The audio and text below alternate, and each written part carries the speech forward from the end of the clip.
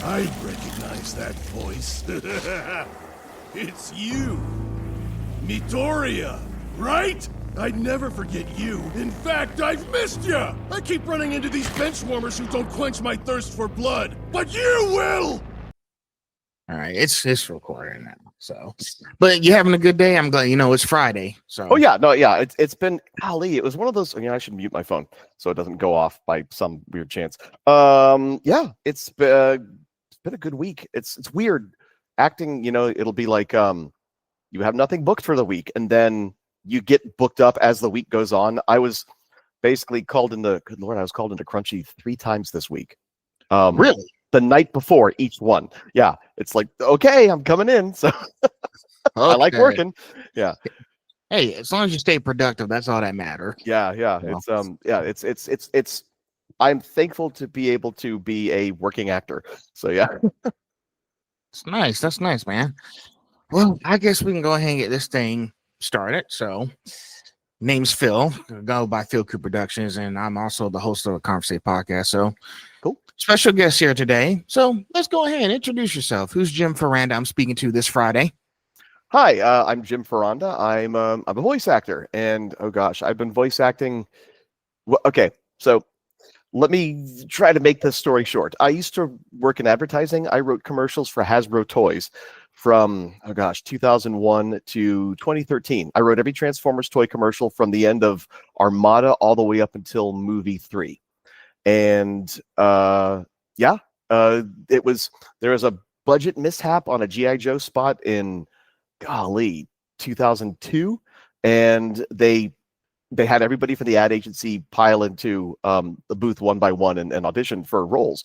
And Hasbro cast me as Cobra Commander, Duke, Destro, a British reporter in Heavy Duty, and when they found out it was me, they decided, oh, he's already working for the ad agency. We'll just keep using him because it's kind of like cheaper voice acting. So our producer said, you should put a reel together and you could get paid for doing this on the side. So I did.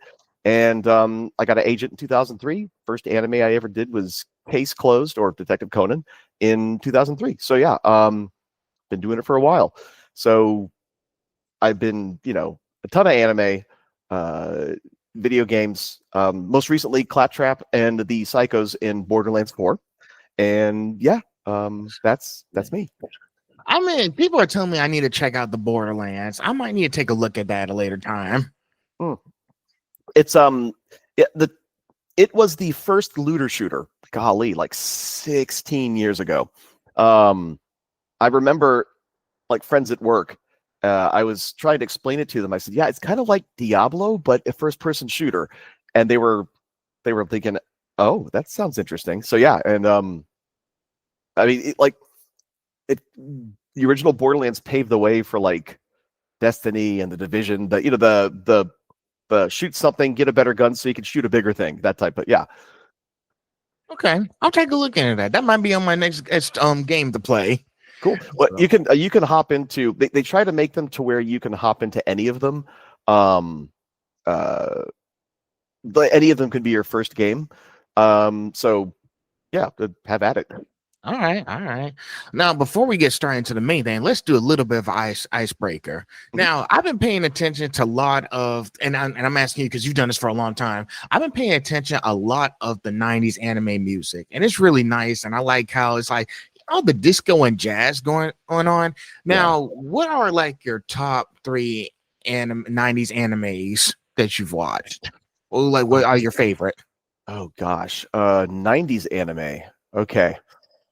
Oh, showing my age. Okay, well, Cowboy Bebop is. I mean, that's going to be everybody's like, well, maybe not everybody's top, but that will always be my favorite from that era. Ghost in the Shell, and the first time I saw anime that wasn't, Speed Racer, I was working at a video game store in the early '90s, and somebody was playing like a bootleg of a bootleg of a bootleg of Akira on VHS in the break room in the back, and I was, what is that? Yeah, and so yeah, '90s, which I guess technically Akira is '80s, but I'm just gonna say late 20th century anime.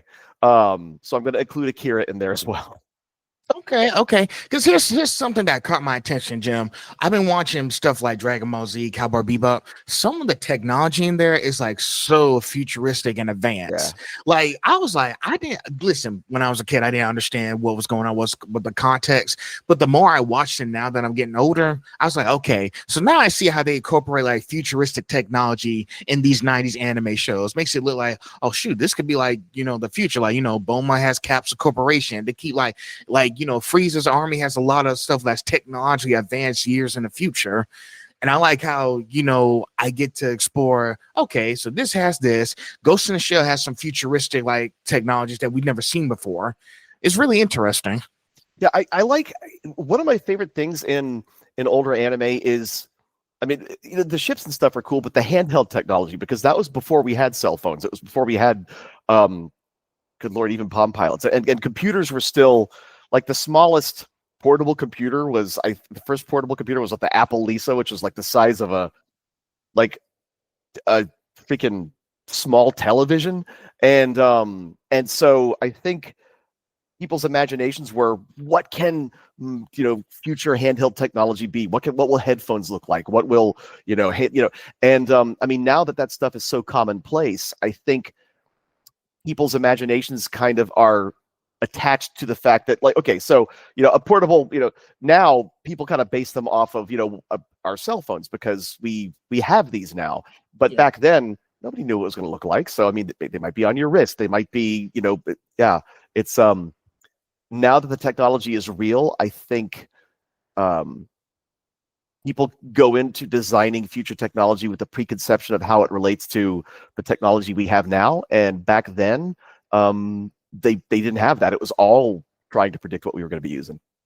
Yeah, because I know, like, back then, back when social media was around, y'all had message boards. Now that we have like so much stuff these days, we just got more access to more features we never had before, which is very interesting now, because I didn't predict that, hey, anime will predict this is how technology is going to look later. But it's really interesting that I get to go back and pay attention to how these guys are producing all these equipment and stuff. Yeah. So it's really interesting to pay attention to the context. So, all right. So now that we geeked out over the technology, let's get into the main point. I just want to do that little icebreaker. Oh, hey, I can talk all day if you want. Sure thing. So I got 20 questions. I divide them up into sections. So section 1 is going to be origins and creative journey. Mm-hmm. Now, you've gone from ad copywriting, which you've told me, to full-time voice acting. Can you tell us about that transition and how a commercial mix-up led you to your first voiceover roles? So, yeah, I was in. First time I ever acted in anything was, in kindergarten, and it was like a kindergarten play. It was called like the Giant's Garden, and I was like, I'm going to be the giant because I could. I guess I growled the best. I don't know. The high school plays. In school, there I participated in friends' student films. I did focus pulling, and then like did some extra work, that type of thing. But as a kid, I mimicked every cartoon character I saw in the 80s. Everybody did an Optimus Prime. Everybody did a Cobra Commander. It was kind of like, and so they say that impressions won't get you into voice acting, which is true in the sense that if you say I can do a great Vegeta, well, Sabat is already there. I mean, they don't need another Vegeta. But if you can figure out how to manipulate your voice, how to make it sound different, or how to do something like this, maybe, you learn where your voice can go. You learn the musculature of your neck and your head and how you can change it. And so you could take those skills and start creating voices of your own. And that's why we need a Cobra Commander. Okay, Cobra Commander. Yeah, I was imitating Chris Latta's 1980s Cobra Commander with kind of my own spin on it, because he had like that high-pitched screeching sound, which I don't know how the hell he did that without killing his voice every day. But I'm rambling now. It was just, I always had I always enjoyed performing, and yeah, it was, again, budget mishap. They needed to have people from the agency because they couldn't afford the actors that they had originally cast. So they paid those actors for their session fees, and then they had the rest of us pile into the audio booth, audition, and yeah, and they cast me as a whole bunch of roles. And our producer said, you should put a reel of this stuff together, and so that's what I did. And I don't know if we were live when we were talking about this. Were we live when we were talking about that earlier? We're live. Oh, I don't think so. Oh, so okay, so folks, if you didn't hear that earlier, yeah, they cast me as Cobra Commander, Duke, Destro, Heavy Duty, and a British reporter. Later on, good lord, I was Optimus Prime for them, Megatron, Unicron, Mr. Potato Head, even Legal, each sold separately, batteries not included, some assembly required, actual change time may vary. And these are all just for commercials. I was never in actually, no, wait. I was in the G.I. Joe cartoons, the CG animated ones, Valor versus Venom and Spy Troops. But in those, I was Dr. Mindbender. Hasbro is a weird company to work for lack of a better term. Sometimes fun, sometimes absolutely miserable, depending on which person was in charge of which job. You know, on that side, yeah. But there are cool people there that I loved working for. I still keep in touch with, and others I'm just like, you know what? I'll be happy if I never see you again. We've all had jobs like that, right? But anyway, yeah, I got laid off in 2013.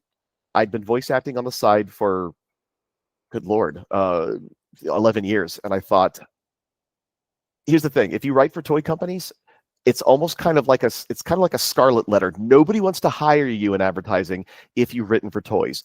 I've written for, ceiling tile companies, vision care companies, banks, but as soon as you see Hasbro toys, they're like, oh no, we don't want this person. They don't know how to write for anything else. It was, I couldn't find another ad job, so I thought I'm gonna go and try to do voice acting full time. And some years have been great, some years have been, and but yeah, it's going on 12 years now, and full time voice acting now. Yeah. Okay. Well, hey, like I said, every voice actor has to start somewhere. Yeah. Maybe a bumpy road at the beginning, but it gets better once you start moving. Yeah. Again, school plays. If you're in school plays. If you're no longer in school, community theater, anything performative, just go for it. And listen, learning is forever. Learning is essential. You need all Yes. that stuff. Like if you have to go back to school, Yeah. school and do stuff. That's why, I told myself I need something extra. I went back to school myself. I'm doing cybersecurity now. Oh. So I'll be done by December, but I'm just trying to add something a little extra. I went down in Florida, St. Augustine, Florida, 2019 to 2023. Got a made bachelor's in media production and journalism. Cool. So I just kind of figured I probably need to go back to school and have something a little extra, because sometimes those jobs can be a little bit limited. Yeah. It's interesting though how with that repertoire of like cybersecurity and media production, like if you end up at a studio where they might need your help on both of those things. It's like when I was working in advertising and doing VO for them at the same time, it was kind of like job security in a way, until we lost the Hasbro business, because I was like the free voice work and writing commercials for them. So yeah, it's I'm editing all this stuff and and producing all this stuff, and I'm also making sure nobody's hacking into our systems. So yeah. I think it's good because pretty much I love technology. I think it's a good combination. That way I'll be able to work in some of like those huge entertainment companies who might need cybersecurity, still do like freelance journalism on the side. But but in your case, you had to make sure, hey, voice acting is what I want to do. I know you had a few side projects to do, but you had to make sure you had something that's going to like some kind of foundation that's going to sustain you for a lifetime. But here's the thing. I enjoyed acting, but growing up, I never really saw it as it was like, me do that? No, I could never do that. That's what it was like. It would be cool, but I thought I need to get a job that I can, get health benefits, and I'm a type 1 diabetic, so that was extraordinarily important. But I was like practical first, but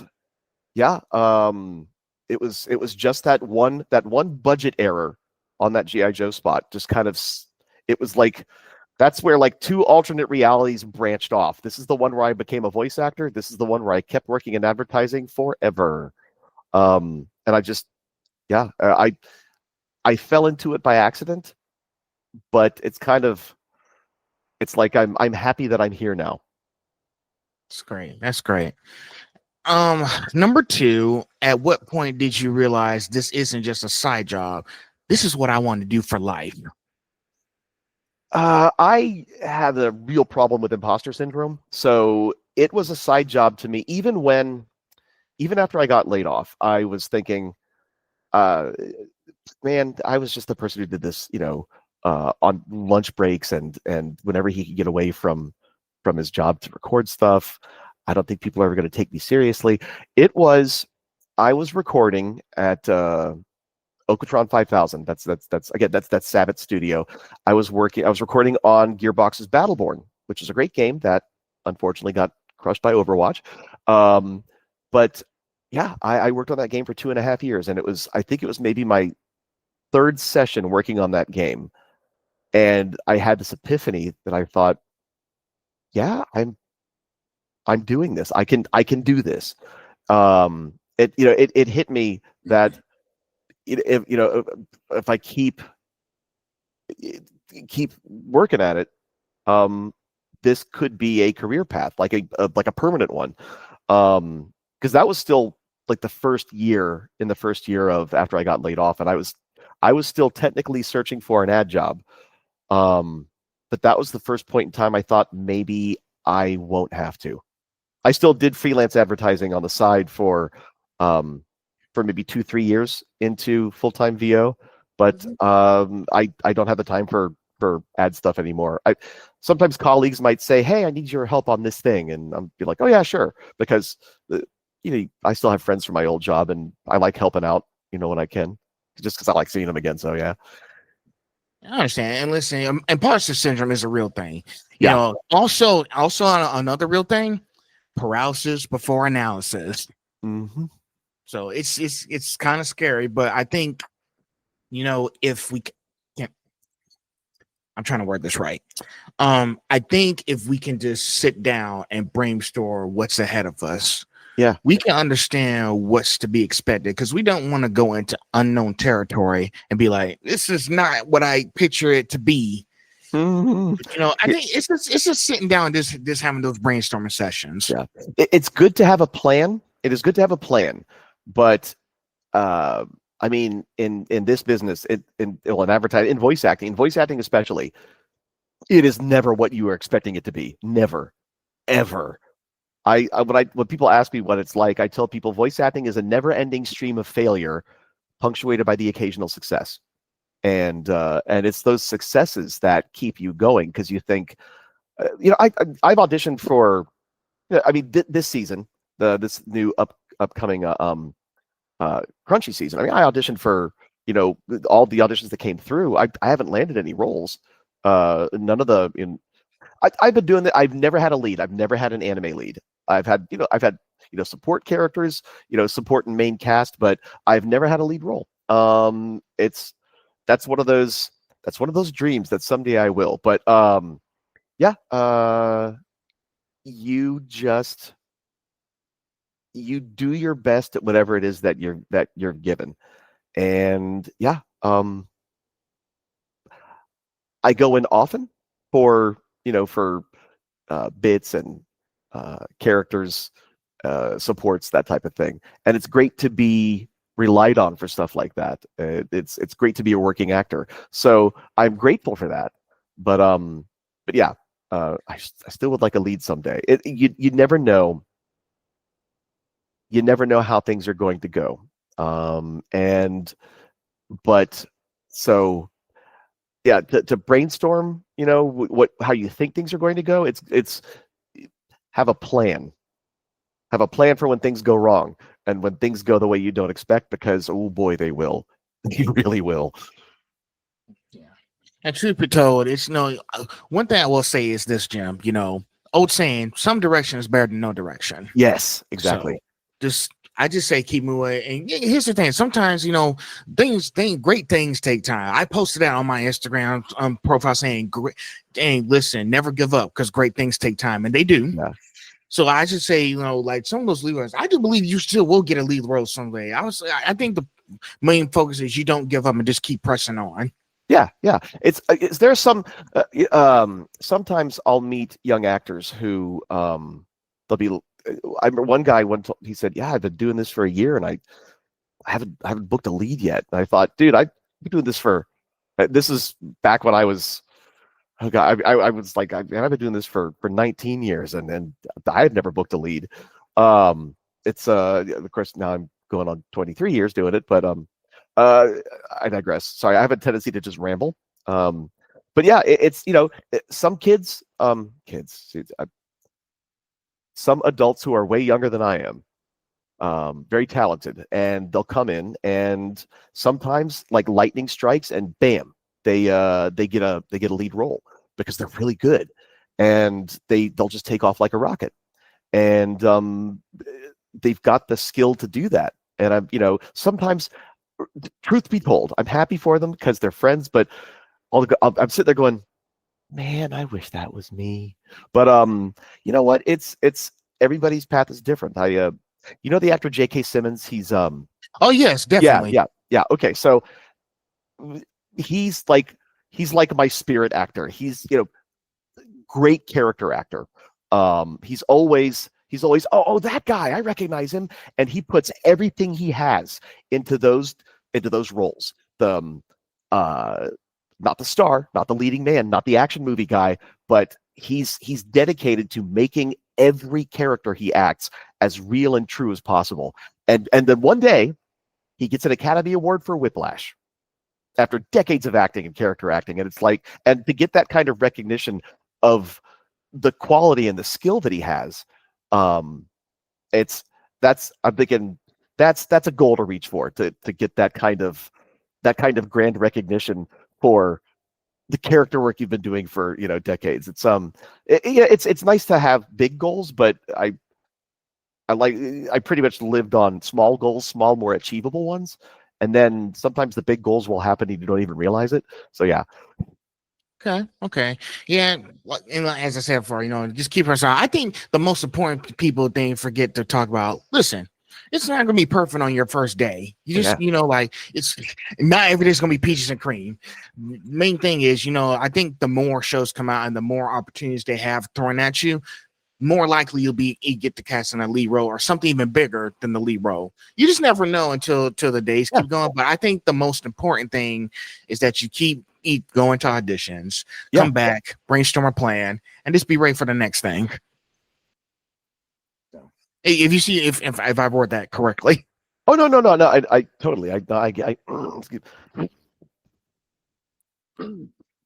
my allergies are going nuts. Texas, all the stuff just blows in from across the country directly over Dallas. The weather's nice though. Yeah. And my brain just froze. I apologize. It's okay. All right. So number 3, you've mentioned writing and storytelling before. Now, how does that background in writing influence the way you approach your characters? I for example, whenever I'm cast as anything, even for like one appearance in a show, I will, if the existing simuldub is not up, I will research the character. I'll try to find the manga story or a synopsis of what is that character's motivation. Why are they doing what they want to do? So I kind of know how to. You hear that a lot. Actors going, "What's my motivation?" Well, it helps put you in a mindset as to where this character is going to go. I try to find something, if possible, I have in common with that character. Try to build off of something, which can be really challenging with villains. Muscular in My Hero Academia. He's a terrible person. He murders parents, and then he makes fun of the children being orphans before he tries to kill the children. He's a terrible, terrible person. But he has this belief that if you say you're going to do something, if you say you're going to be a hero, then you do your best. Don't, as my mom would say, always do your best. Don't half-ass it. Do your best. Pardon the language. I don't know if it's a family show, but it's if you have a goal, give it everything you have. I have a belief in that. Now, Muscular's like, if you say you're going to be a hero, if you're going to do something, then you do your best. And if you fail, I'm just going to kill you. Now, I'm not going to kill somebody. I will encourage them to keep going. But it's like, okay, I can get where Muscular's going with this. I can connect with him on that. As for the cruelty and stuff, I based him on my 7th grade bully, because in the my 7th grade bully was unbearable. Well, awful. Because children can be extraordinarily cruel because it was very cathartic. Whenever I have a villain, I try to make their comeuppance as painful and as unpleasant for them as possible, so people can root for when those villains get taken down. And so when Muscular's getting punched into the side of a mountain or knocked across a water runoff, that's my 7th grade bully getting punched into oblivion. So now for other villains, the worst villain I have ever played was just recently, and that was Mister in Gachiakata.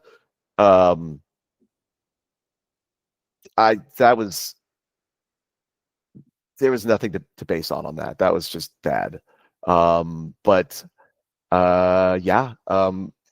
The weight of the story, that was Lee George, the director. He said he cast me for that role because he said he knew I could give the weight and the realism to that role because of the subject matter, and not turn something so serious into a cartoon villain. And I was honored that he had faith in my skills for that. But oh god, it was the ickiest. Oh golly, it was bad. But I watched the episode later. I'm like, it turned out okay. But yeah, I'm glad that I didn't know the Amo had not been cast yet, and so if I had known that Celeste was going to be playing Amo, it would have made it even harder. It was hard against the Japanese voice actor, but to be able to perform that role against the voice of somebody who's like a friend, that would have been, it would be hard.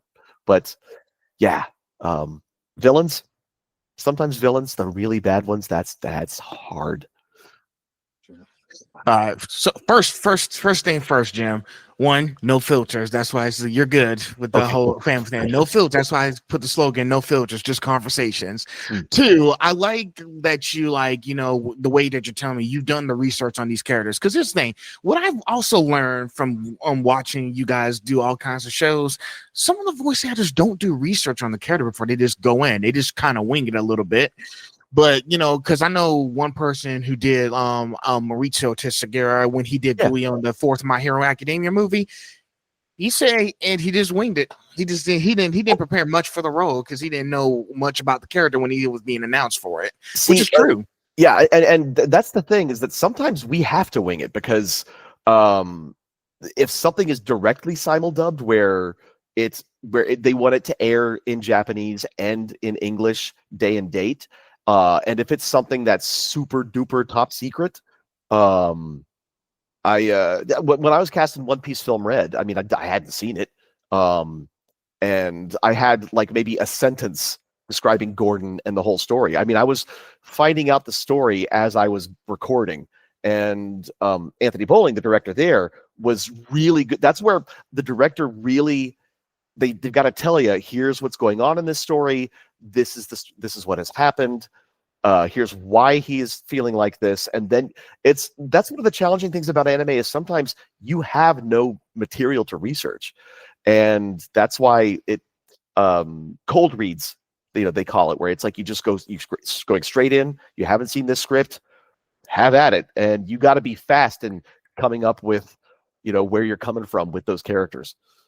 It's pretty much like studying for a test and you don't have 80 notes. Yeah. And it's like, here's the thing, Jim, like all my stuff I got for you guys, I keep everything in my notes on my phone. Like I make sure I have everything. Like I do my research. I make sure I have everything ready before I go. Listen, now that I'm like more, because thing is, I'm doing more research and I'm reading more often now, because now it's like, shoot, I'm about to go to another convention this Christmas. Oh. And when I went there, it's in Atlanta. It's called the Georgia War Congress Center. Oh. When I went there last year in May for MomoCon, not this year, 2024, I was an amateur. I didn't know what was going on. So what I did was this time I put up the schematics and the map of the building. So that way I'll know exactly so I don't get lost. But if I can relate this to your situation, yes. I mean, like, do the research on the characters. Do as much as you can, because even if you don't get much details on the character, I think the best way to do, like, if they give you a character and they give you a picture of them, maybe study them, their whole personality, stay like the outfit they're wearing, and be like, okay, what portion and what character attributes am I looking in this character that you're giving me? That way I'll know exactly what we should go for. At the very least, in a movie, the My Hero Academia movie, Mauricio was familiar with the show. So it's like he knows the world, he knows what is happening in the world of My Hero Academia. The environment that you're in. It makes it easier for you to go into a character if the show's been running for like a while. And it's like, this is the stakes that people have in that universe. And so you can kind of build off of that as well. That is one of the big skills, is being able to go in without a clue as to what it is that who your character is and what you're going to be doing. If you have the ability to get that information, by doing early research, that's like the cherry on top of the sundae. Either sometimes you go in for a role and that is a scoop of ice cream. If you can do all the research ahead of time, that is the sprinkles, the whipped cream, the chopped peanuts. That's just bonus stuff to help you get into the role more. But if you're getting into acting, eventually you're going to realize, I need to be able to figure these people out fast. Yeah, and the best part is, I'm starting to because, listen, when My Hero Academia came out in 2016, I was still in high school. So Jim, I was all in for the entertainment, but now I'm getting to a certain age when I'm be like, okay, I'm sitting back and I'm watching these shows and I'm starting to understand like the full message. Like, what's the context behind this episode? Yeah. And lately with the anime I just been sitting down just like we watching so I still want to relax and enjoy it, but I also want to understand what's the context behind the story. Yeah, and then the more you watch it, understanding the context and contemplating it, that becomes part of the enjoyment. I enjoy going to a movie and or watching a TV show and again watching it for taking in the story, and then it's like I will think of it while contemplate it while watching it, but I like stories that have you thinking long after you have watched it. Yeah, and it's okay if I give a couple examples. Sure. From what I watched. Now, I watched the Garlic Jr. saga. This was my first time actually watching it for real, because I just skipped it because it was a part of the original manga for Dragon Ball Z. But what I understood was, okay, Goku is still not back after the fight with Frieza. Vegeta's off planet. So basically, they're telling the story. What happens when Goku and Vegeta are away? Basically, it was up to Gohan, Piccolo, and Krillin to save the Earth this time. And I actually like that because basically, me, when I grow up, my parents can't take care of me forever. Like, basically it's like Gohan be like, okay, can I handle this alone without my dad here to save us? So I like how they managed to give, the children, the next generation, his son, to be able to defend the earth like that. Because, like Goku can't be here to save us. Listen, dad is not going to be here to hold your hand every time you go into a crisis. Yeah. So it's nice that they gave Gohan the chance to do his own thing in the Garlic Jr. saga. And basically they did the same thing with Dragon Ball Superhero. Gohan's like 24 years old now, and Goku and Vegeta are like off planet again. Like, come on, Gohan, you're like 24 years old. You can't defend Earth this time. So if you see where I'm going with this, Jim. Oh no, I got you. Yeah. So yeah, the more that we pay attention to stories, the more we understand the context behind it. Yeah. All right. Let's see. Number 4, what challenges did you face making a career pivot later in life? And how did you stay motivated during that transition? Oh gosh. I'd worked in advertising for it's like 16 years. And you fully made a career in that at that point in time. And then when it is just pulled out from under you, they say statistically, after the death of the most stressful things in a person's life is like, number 1 is death of a loved one, and the number 2 is losing a long-standing job, losing your job. And that's true, because I was 40, and it was what am I going to do? It's am I going to be able to continue doing what I'm, doing? Nobody wants to hire somebody who wrote for toys. And I think it is your survival instinct to where you're like, I need to make this work, or we're going to not be able to make house payments. I'm not going to be able to, it's just you had to make it work.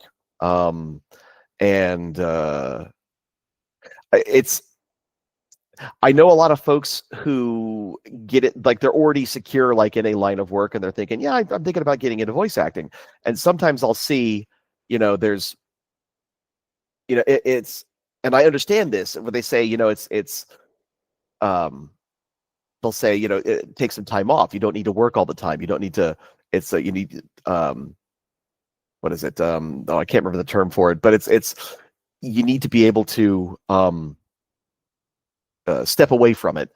And I did not have that option. It's stressful. It was just hustling, auditioning for everything, making sure you need a social media page. Okay, I guess I'll get a Twitter account. And it's it's a crash course in self-employment. And the transition is, make a plan and follow it as best you can. And then we were talking about that earlier. It's like when things go wrong, plan things out and go for that. Have a backup plan just in case. It was traumatic. But everything turned out okay. I think that as long as it's turning out okay. And yeah, I do agree. Like we said before, we have to plan these things out. Like, you can't expect me to go into something day one and think I'm going to get it right off the bat. It's a tricky situation with any kind of career that you're going for, whether it's like voice acting, illustrating, being an artist, animator, tattoo artist, etc. It's like a process. It's like, stuff we have to like sit down and talking about, because we don't know until we actually start talking about these things and have like these sessions and understand, okay, hey, this is what I'm doing next. How can I make sure I'm prepared for what comes? It's tricky. You don't know what to do. Yeah. I mean, if life was predictable, I guess it would be boring. I know, but that outside is part of the fun. Yeah. You can't predict everything. That'll spoil everything. Yeah, I mean, it's at least I can look back on it now, and at that point in time was one of the most traumatic points in my life, not related to the death of a loved one. It was the best thing to ever happen to me.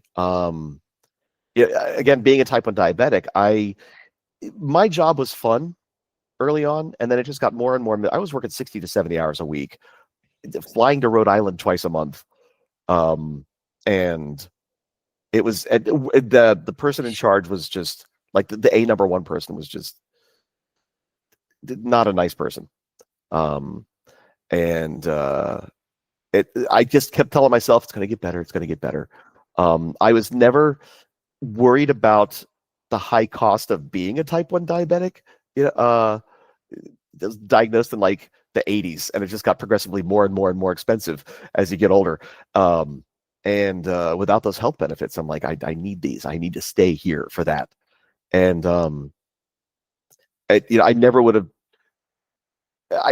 tried going for voice acting full time out of that fear. And I was like a baby bird kicked out of the nest. And I had to basically learn how to figure that out, so even right now I'm on my my wife's health plan. So that's okay. But I just started rambling. I don't even remember the question you asked. It's okay. Well, I will add on to that, Jim. It's nice. You have to have some sort of support system. You got to have a support system. I've learned that, I have so many friends we just check in on each other. We do our same thing. I got family here too. You just got to have those support systems. That way they can help you guide you through, those dark times. So you feel like everything is hopeless. Yeah.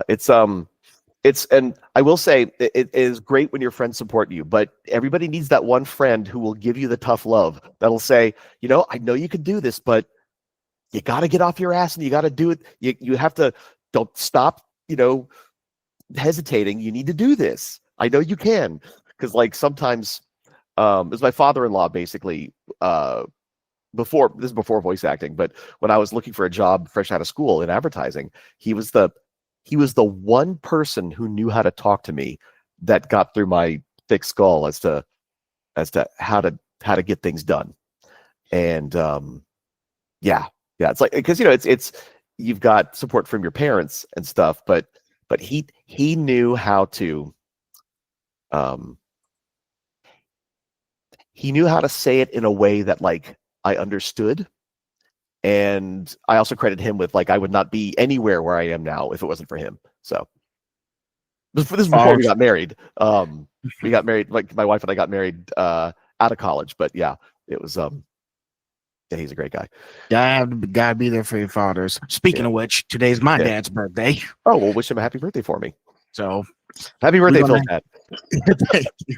We're gonna hang out after we're done here, but. Cool. Let's go. Let's keep the conversation rolling. Yeah. So I know we talked a lot, but we're almost at the end of section 1. So let's go ahead and wrap up this last question, section 1. Now you've worked with big names like Funimation and Gearbox. I never heard of Gearbox before. This is my first time hearing about it from you. How did networking and personal connections play a role in your success? Well, Funimation and Gearbox, that was through my agent. I just auditioned and they brought me in for stuff. So networking. I guess you could say when I was working in advertising, the producer who told me I should put a reel together, I asked him, well, what are the best agencies I should go to to try to get representation? And this is in the 2000s. This is before people could record, on their computer, and it was harder to get into voice acting then because of the cost of the equipment. Right. I was able to record some new material for a reel at the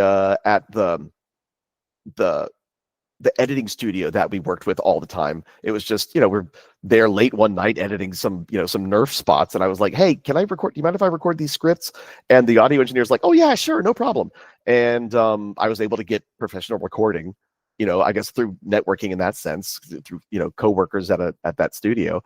And our producer who, got me in touch with the agent that I submitted my reel to. Now they didn't accept me for representation because of that networking, but it was the audition, it was the reel itself that got me represented by them, but I guess you could say those were the people that helped me and steered me in the right direction.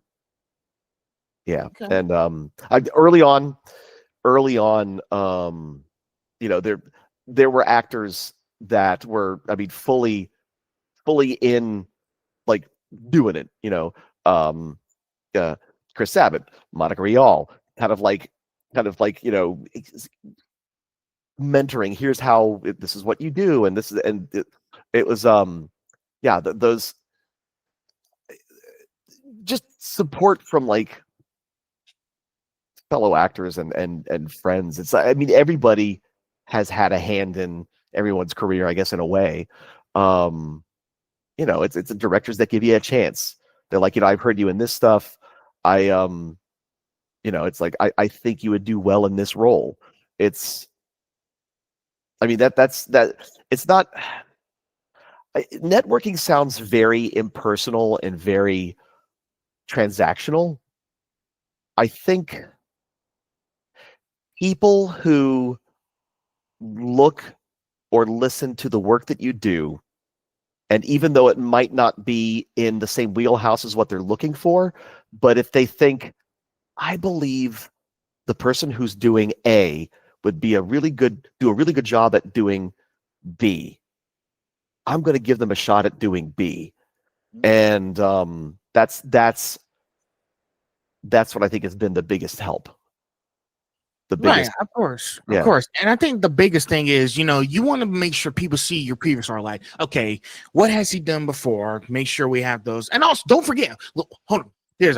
See, now you got me excited. One thing I will say is this: you want to make sure that you have chemistry between who you're working with. You want to make sure you have those kind of conversations, have those connections. Because I know, listen, having those connections with people who want to like do the certain things that you're doing makes all bit of a difference. Like, I've talked to so many people, not just voice actors. I talked to other kinds of artists and understand their perspectives on how they got to where they are today. I thought I just want to like sit down and have those conversations. Listen, you want to open up and ask them, like, how'd you do this? What kind of like talents you've done? It's interesting. I'd like to talk to you more about it. Maybe we can do like a big project or something. And I think that goes the same thing with most of the directors these days, because I had a conversation with Dakota Farnsworth 2 days ago, talking about you want to have that certain chemistry. You want to like, do like some like meets or like meetings or anything, have those like conversations. You want to make sure you have the voice actor and the director need to have a mutual relationship.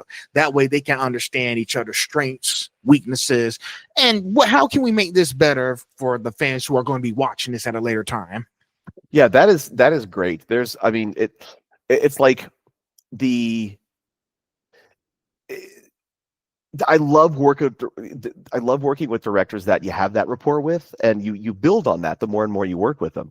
But it's, you can't always rely on that. In, like, for example, in commercial work, you're going in cold. You might not know you might know the audio engineer, but and sometimes it's having directed people in commercials for years before I started doing commercial work myself on the VO side. Sometimes people will be very clinical and they give you direction like, give it to me a different way. Okay, so case in point. This is when I was still working in advertising, and I landed one line in a convenience store commercial, and it was like a, hey, we're hiring for the summer for people who want summer jobs, college kids and stuff like that, and it was and the line was, hello, I'm funding my weekends. And so I'm thinking, it's another studio downtown. I could have walked from my job to this place. And so I go there, and I'm scheduled to go in at noon. And the actor before me finally comes out at 12:45. And he looks at the rest of us sitting there who are way behind, and he looks and he's like, and it was just like, oh, what does that mean? And so I think the person who was directing was maybe new to it, like the writer who was directing. I was in there for an hour to say one sentence, until finally I think this person's like superior was like, just say it like this. And I said it pretty much identically to how I said it like many times before. And he goes, that is perfect. Because like you could tell that he was getting frustrated with his I guess whoever his employee, his subordinate, this newer writer who it was weird. It was like it was sometimes you're just you're up against something like that and you just do the best you can. It's great to work with directors that you know and you have a rapport with, and they know your talents, and you know their directing skill. When they say, I'm like, you can almost finish their sentences when they're asking you for what they want, because you just know. And then sometimes it's just like, I don't know what you want on this one sentence. I do prefer working with people that you have that rapport with. Yeah. Of course. And listen, it's not going to, listen, you may know the person, but you don't know like everybody. Listen, y'all not going to know each other perfectly on your first day when y'all start doing auditions. But I think the best thing to do is to like I said, I be telling people, keep having those conversations, keep making those connections with others. Because I think that's the only way people are going to get stronger, so that people know you better. And I was like, okay, I know how this guy operates now. I'm comfortable with letting him into my space and understanding how we can make something better than it was before. All right, we're out of that section now. I know that was a long section one, but it was a lot of information. Yeah. You know, listen, my main goal of this thing is to pick you guys' brains. Okay, I just want to pick your brains for a second, like a salad buffet. There you go. So section 2 is craft, technique, and performance. Now, you voiced everything from stoic soldiers to overtop lunatics. How do you approach finding each character's voice and energy? Oh gosh.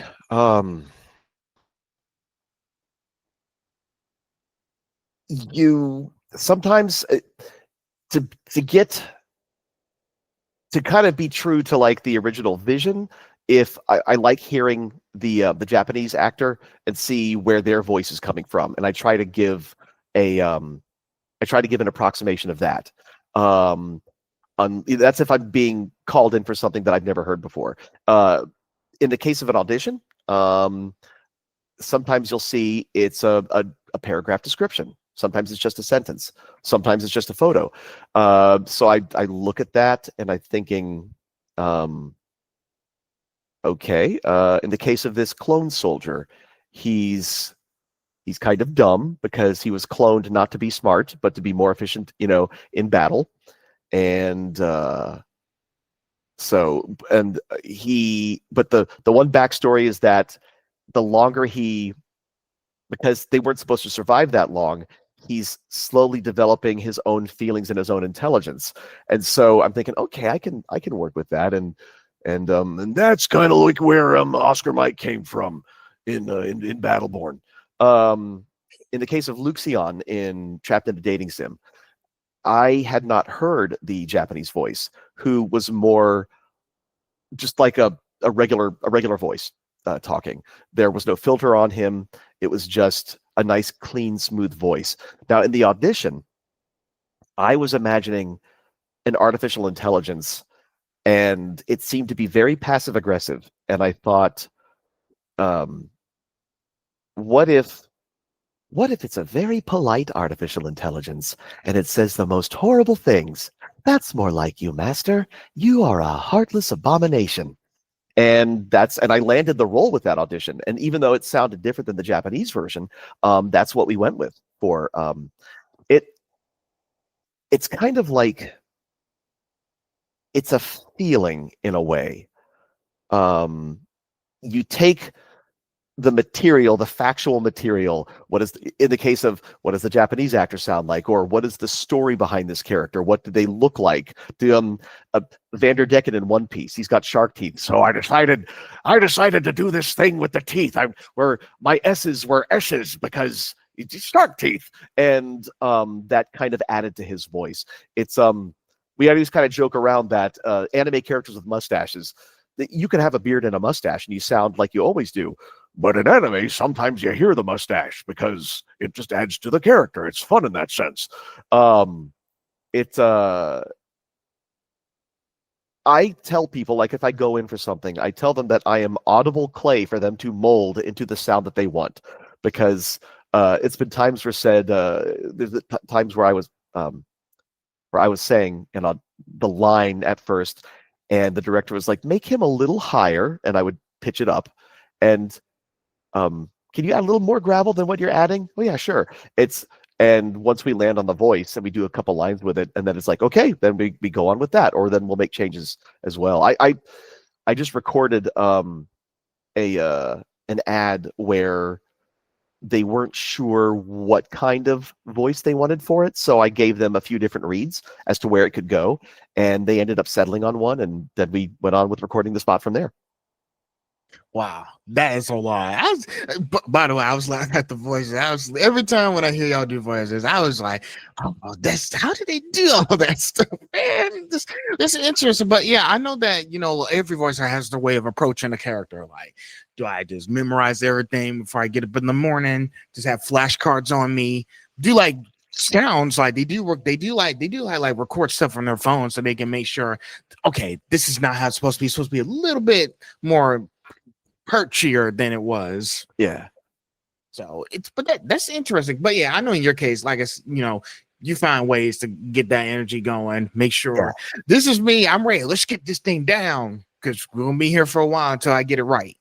Yeah, I will say this is one of the great things is that whenever I would go in for a Claptrap session for Borderlands, see, I've got all the Gearbox titles stuck in my head. Going in for Claptrap for Borderlands, I call myself the Roger Moore Claptrap. I'm actually the third actor to play him. And it's like, okay, caffeine.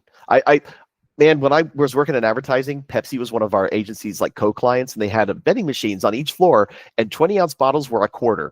And I was just guzzling soda like nonstop. And when I was laid off, it's like, okay, caffeine's not that good for you.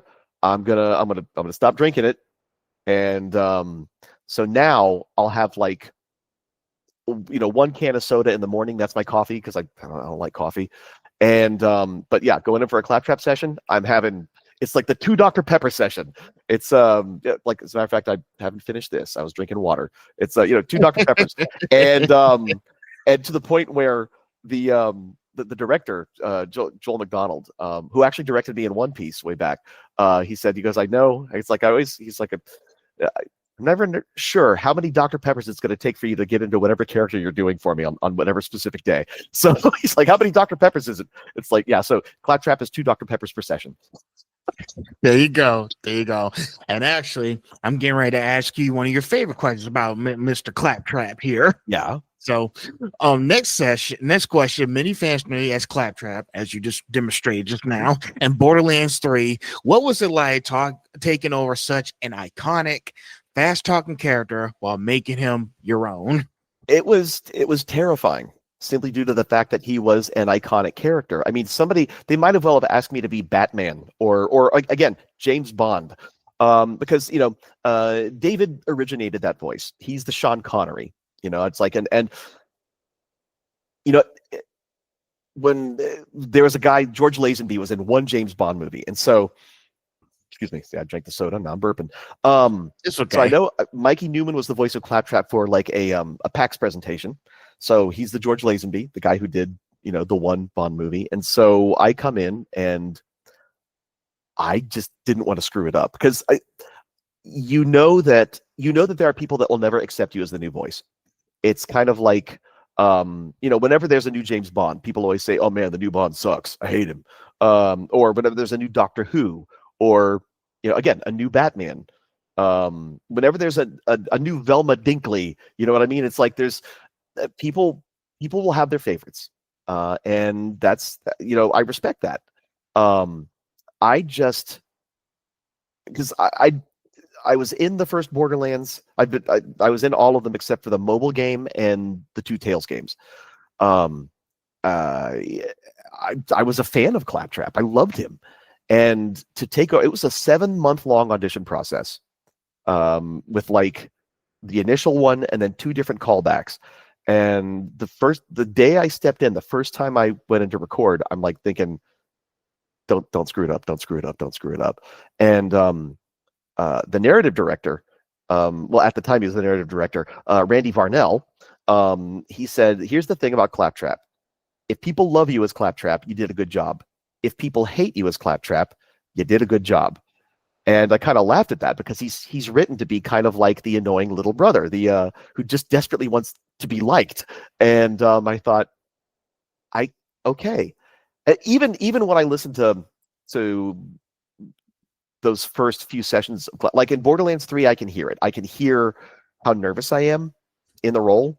And then in that same game later on, when you hear the Claptrap adventures, they're just little bits that happen on the radio, on the in-universe radio. I sound so much more relaxed but yeah, it's again, my stepmom, she says, Sean Connery is James Bond, Roger Moore is the Saint, Pierce Brosnan is Remington Steele. And it's like, okay, she's one of those people who will never accept Roger Moore and Pierce Brosnan as James Bond. Sean Connery will always be her James Bond. And like I said, it's most people have been very kind, and I appreciate that. It's when there are people specifically targeting you and tagging you in on social media saying how terrible you are, which happens. It's the first time I went to a convention after that role, and a complete stranger comes up to you and says, wow, I love what you did. You did a great job. That just counterbalances all the negativity. And even now, it's like I feel comfortable in him. I used to call him my adopted robot son, out of respect, but I feel after 1, 2, 3, 4 games, Borderlands 2 DLC, then even Fortnite, Borderlands 3, Wonderlands, but 5 games. After 5 games, he's my robot son.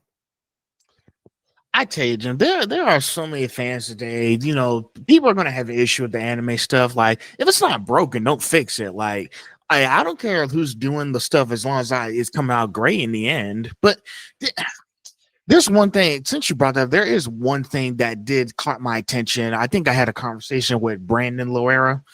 We talked about representation in anime and stuff. There was something that caught my attention in one of the comment sections that I was reading about Zeno. I think you're familiar with Zeno Robinson, right? Yeah. They were saying for Gachi Kita, they said that he wasn't black enough for this character. And I was like, what? What's that even mean? It's just some fans just be crazy judging like how actors are going to do things, and it's like, oh shoot, like let the actors do their job. What's interesting is that the new live action Lilo and Stitch movie. Yes. I ended up watching it. I didn't like it. But there were people that were talking about. There were people that were accusing the actress of being put in brownface for the movie, and I was like, huh? And I was thinking, why would anybody do that? These days. And I looked, and she was half Filipino, half white, and like me. And I thought, and I went and I watched the trailer. I'm like, oh, that's not brownface. That's just her face. Because here's the thing, like my headshot I took in November in Dallas when I'd basically been inside and out, and I look pasty white in my headshot because I hadn't been out in the sun. But then if I'm out in this during the summer, if I'm out in the sun for good Lord, 2 hours, I mean, it's weird being halfsies. You know what I mean? It's weird being ethnically ambiguous to where it's like, if I'm out in the sun, I am brown to where people well, I will never pass for white. You know what I mean? But then it's like when people were coming after this actor for not being, I guess, Pacific Islander enough, it's where do we sit when we are not 100%, whatever we are. It's like, I'm not white enough to be a white person, but am I not brown enough to be an Asian person? It's like, what is the, it's like, when are we going to be enough for something? It's like, it's weird, It's like I felt bad because it's like this woman was probably super excited to get this role, and people were coming after her for, it was I felt bad, and it's like it kind of hit me to learn that, like me, half Filipino, half white, and it was just like, man, I feel so bad, It was just, I don't know, it's nuts. And and here's the thing, Jen, like I'm gonna be like one of the good ones because I respect all the hard work that you guys are doing. It's some fans just can't just keep their opinions to themselves, because it's really nuts that they're still, I'd be like, oh, this ain't perfect, and I was like, bro, let them do their job. There was another situation. I actually I went to GameStop. I think this guy named Mike, he told me about something that happened with Laura Bailey and her husband Travis Willingham. They told me that I think some of the fans were sending her death threats because she didn't do good in this character enough. I was like, why are y'all sending her death threats? That was for The Last of Us 2, where her character did some really terrible things. Everybody in The Last of Us does really terrible things, but yeah, when people come after the actor for, I never understood why people would go after an actor for something their characters do. I remember somebody tagged me on Twitter one time about Muscular, and they said, how does it feel knowing your character kills children? And I was like, well, I responded. I said, well, I mean, without villains, the heroes would have nobody to fight. So I try to make that villain as terrible as possible, so the heroes, so people can cheer when they get beaten down. That was the Mr. Ngachiakata was the one that I was worried about the most, because again, the worst character I have ever voiced. And it's like, that's the one where I worried about people not being able to differ between the actor and the character. Luckily, I've never had anybody, come after me for saying, for bad characters or characters doing something they didn't like. But I don't quite understand how does fandom get that strong when people will be angry at an actor for something a fictional character does. It's crazy. Yeah, because I'm sorry. Go ahead.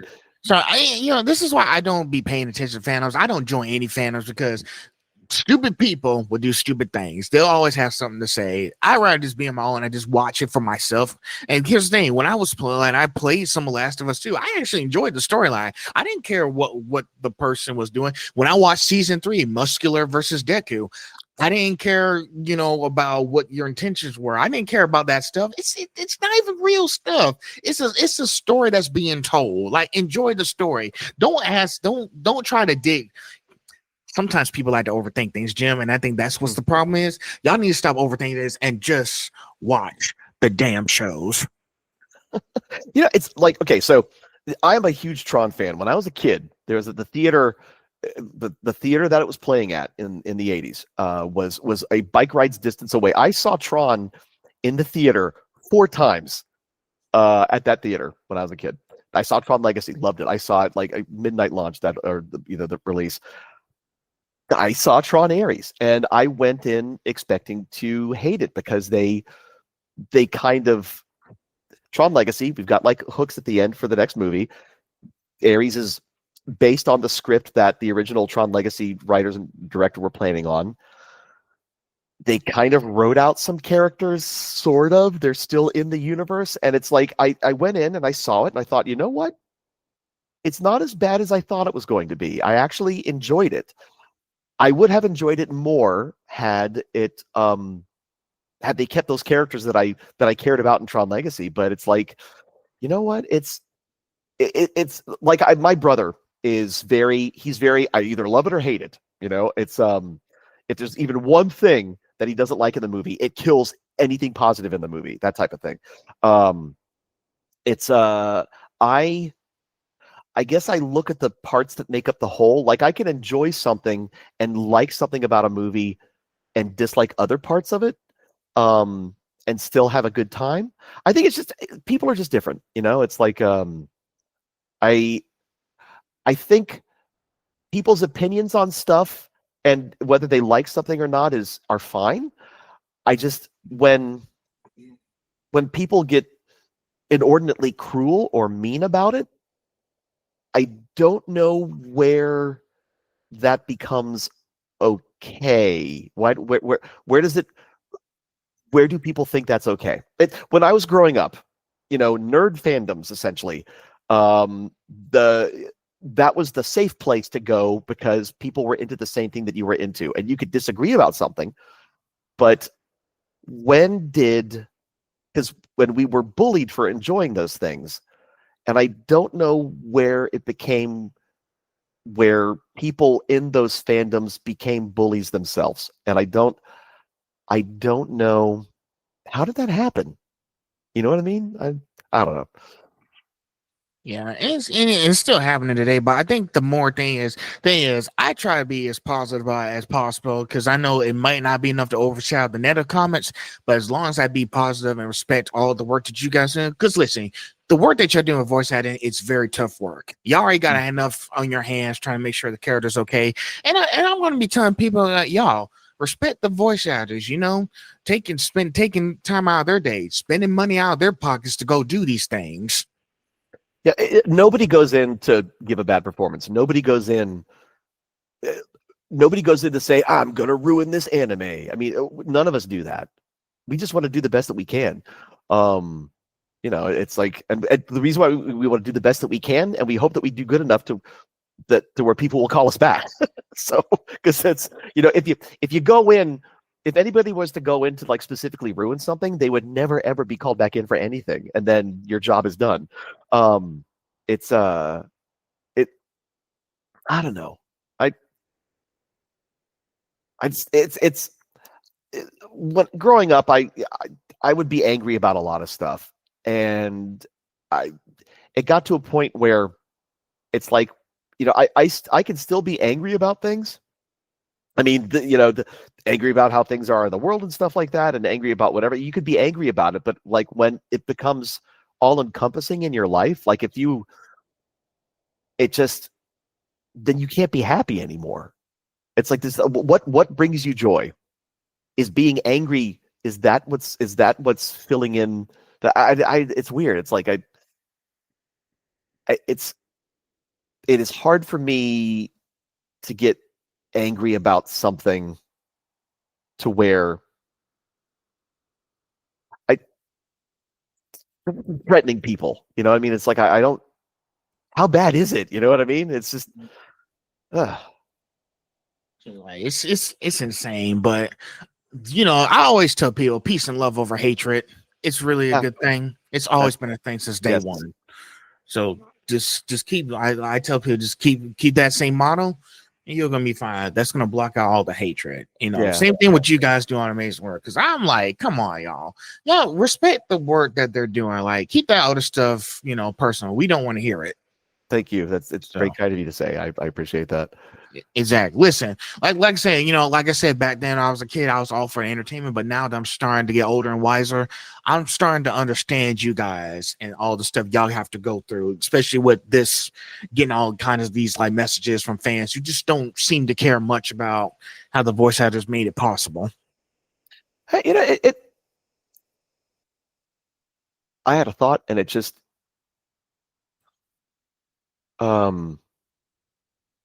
damn. Sorry. Sometimes again, maybe too many Dr. Peppers this morning. Essentially technically undiagnosed hyperempathy autism. It's I was a weird kid. My first convention was in 1983. It was Florida SunCon in Tampa, Florida. And again, first place, I was like, I can talk about Star Trek here and nobody's going to make fun of me for it. And, I was always, fixating on things. Why I mimicked everything as a child. And as I got older, it's like, it was until hyper empathy became when that was like a thing. And they said, this is this new diagnosis and we're studying it. And this is actually part of the autism spectrum as well. It's like, oh, well, that makes sense, because it's like, now I know why I had these traits, but didn't have these other traits. And it's like, and part of me I thought I need to get like a proper diagnosis. And my wife is like, the fact that because when you hit the age of like 40 and 50, we've adapted so much to life that, we've somehow adapted a lot of those traits away. I used to have an issue with like numbers not being, even. I was like obsessed with like numbers had to be even. And then in my brain, it's like, man, it's too cold on 70. The temperature's too cold on 70, but then it's too hot on 72. 71, that's the year Disney World opened, lived in Florida. Okay, cool. And what I used to be, I would switch. I would think 73 is my birth year. 75, Logan's Run came out. That was like what my brain would be thinking when I would set to those numbers, to the point where I don't even do that anymore. The numbers are okay. It's like my brain is just rationalized. It's not, you're not feeling the number, you're feeling the temperature. And it's after years and years of adapting to that, it's become very hard to diagnose autism in people in their 40s and 50s. But, my wife, she's like, the fact that you feel you need to spend thousands of dollars on just to get an official diagnosis, when it is very obvious that other members of your family have been diagnosed with autism, is probably the most autistic thing. And it's like, that is true. That's nice. That's nice, man. That's nice. Yeah, it's like it's that's why sometimes my brain will just go off in tangents. And so like I just went off into that whole tangent there because I literally forgot what I was going to say. But there you go. Back to Jim. It's okay. Hey, listen, my question, every time I do these questions, it's making y'all think so many things, and then y'all brain just kind of shorts out as you're trying to think. Well, it's good. I know we talked a lot in that session. I think it was a lot of important context in that question, but it's nice to have that in this video. Your range in anime is massive. Do you prepare differently for anime dubbing versus video game? Well, dubbing is interesting simply because you gotta match those mouth flaps as best you can, and it is more challenging in the sense that you have to try to express the emotion in the dialogue that fits the mouth flaps. And sometimes I don't know if have you ever seen the movie Lost in Translation, Bill Murray in Japan? No, I haven't. Is it pretty good? It's fun. It's interesting. It's an interesting movie about people going through life at different stages of their life, of not knowing where they're headed or what they're doing, and in a place where they're very unfamiliar. But there's this one scene where the director of the commercial that he's doing says this really long sentence, and then the translator says, "Do it one more time, but more intensity." And it's interesting because Japanese is like that. Some Japanese sentences can be extraordinarily long to say something that would only take a few words in English, and also vice versa, where it would take like a whole sentence to say something in English, but only takes maybe 2 words in Japanese. And so when the translators have to figure out, how do I fit the same thought behind this sentence, this line, into mouth flaps that don't directly correspond to what would be the direct translation in English. And so that's where sometimes maybe a different adjective, or maybe a synonym that has maybe 4 syllables as opposed to 1, that type of thing. So it's moving those words around and expressing the idea and the emotion behind the line, but having to fit it in. Oh, the bird outside. The natural sunlight coming in. But as I see, wow, on the screen, I look really, it's really dark. Again, easily distracted. It's okay. It's okay. What was I just talking about? You talking about like the mouth flap, like the screen, Yes, lost in translation stuff? Yeah, okay, yeah. So mouth flaps. As a really long story to talk about. Yes, it is more challenging to speak and act within mouth flaps. I apologize for that long diatribe. I do say it's fun when a character has no mouth flaps. Again, Luxion in Trapped in a Dating Sim, he literally is a floating sphere with an eyeball. I could take more time with his lines. I could emphasize things differently than again, in Japanese, emphasis will be on a different part of the sentence than it would be in English. So you weren't restricted by the character's body movements or emphasis facially in when you were talking for a ball-shaped robot. So Yeah, and it's very interesting because I know what Japanese voice actors and English voice actors, some of these guys meet each other at those California conventions, because I know there's a few Japanese, like, Justin Brown met Daki Yamashita from My Hero Academia. They met each other. I think what's interesting to me is sometimes the Japanese audio is different from the English audio, but y'all have to figure out how can we match our English voices audio in the episode to the Japanese. Like, how can we match it, like express the same expression in the same scene that they're going through? It's tricky, but I think you just have to pay attention to like their body language and understand what exactly they're getting ready to do.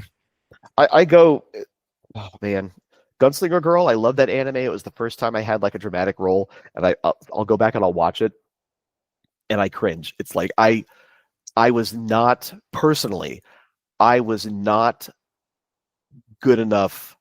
I was not good enough to be in that role. In my own personal opinion, I did not have the acting chops to really do that role well when I got it. Back in those days, I was thinking, this is how a self-loathing person who is miserable sounds, as opposed to nowadays, this is how a self-loathing person who's miserable feels. It's like I was thinking more about how does he sound as opposed to why does he sound like that? What is the emotion that he's feeling behind it? It was, again, early days of voice acting. I was thinking, as opposed to mimicking, I was instead of expressing the feeling, I was mimicking what I thought the feeling would sound like. And just I could, even though I cringe, I can look back on it and compare it to roles I have now, and go, there's my growth as an actor. I've gotten much better than I was 20 years ago, and that makes me feel better after cringing at my old performances. So sometimes you gotta cringe so you know what to do next time. Yeah, it's like if it's like when I see artists on Twitter saying, here's the same character, my same original character I drew 5 years ago, and here's my art now. And and you look at the improvement. It's the same thing for actors. We can hear the improvement in our acting chops, listening to our early roles and to our roles now. It's like, yeah, I have improved, and it can be a good confidence booster. Okay, all right. Good news. We're almost at end of section 2. This has been a long section 2, man. I was like, I'm just spouting questions. You give me lots of long answers.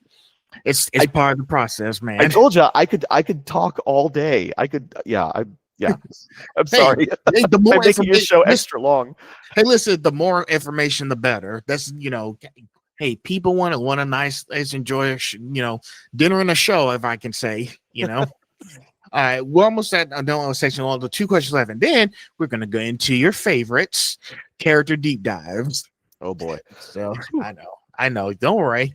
Now, how much improvisation for creative freedom do you get in the booth, especially for comedic characters like Claptrap or Luxion? Okay, so in anime it's harder because you don't want to stray from what the original intent of the lines were, and you're stuck in mouth flaps. Now with Luxion, we had my favorite improvised moment in any anime. Actually, I got 2 of them now.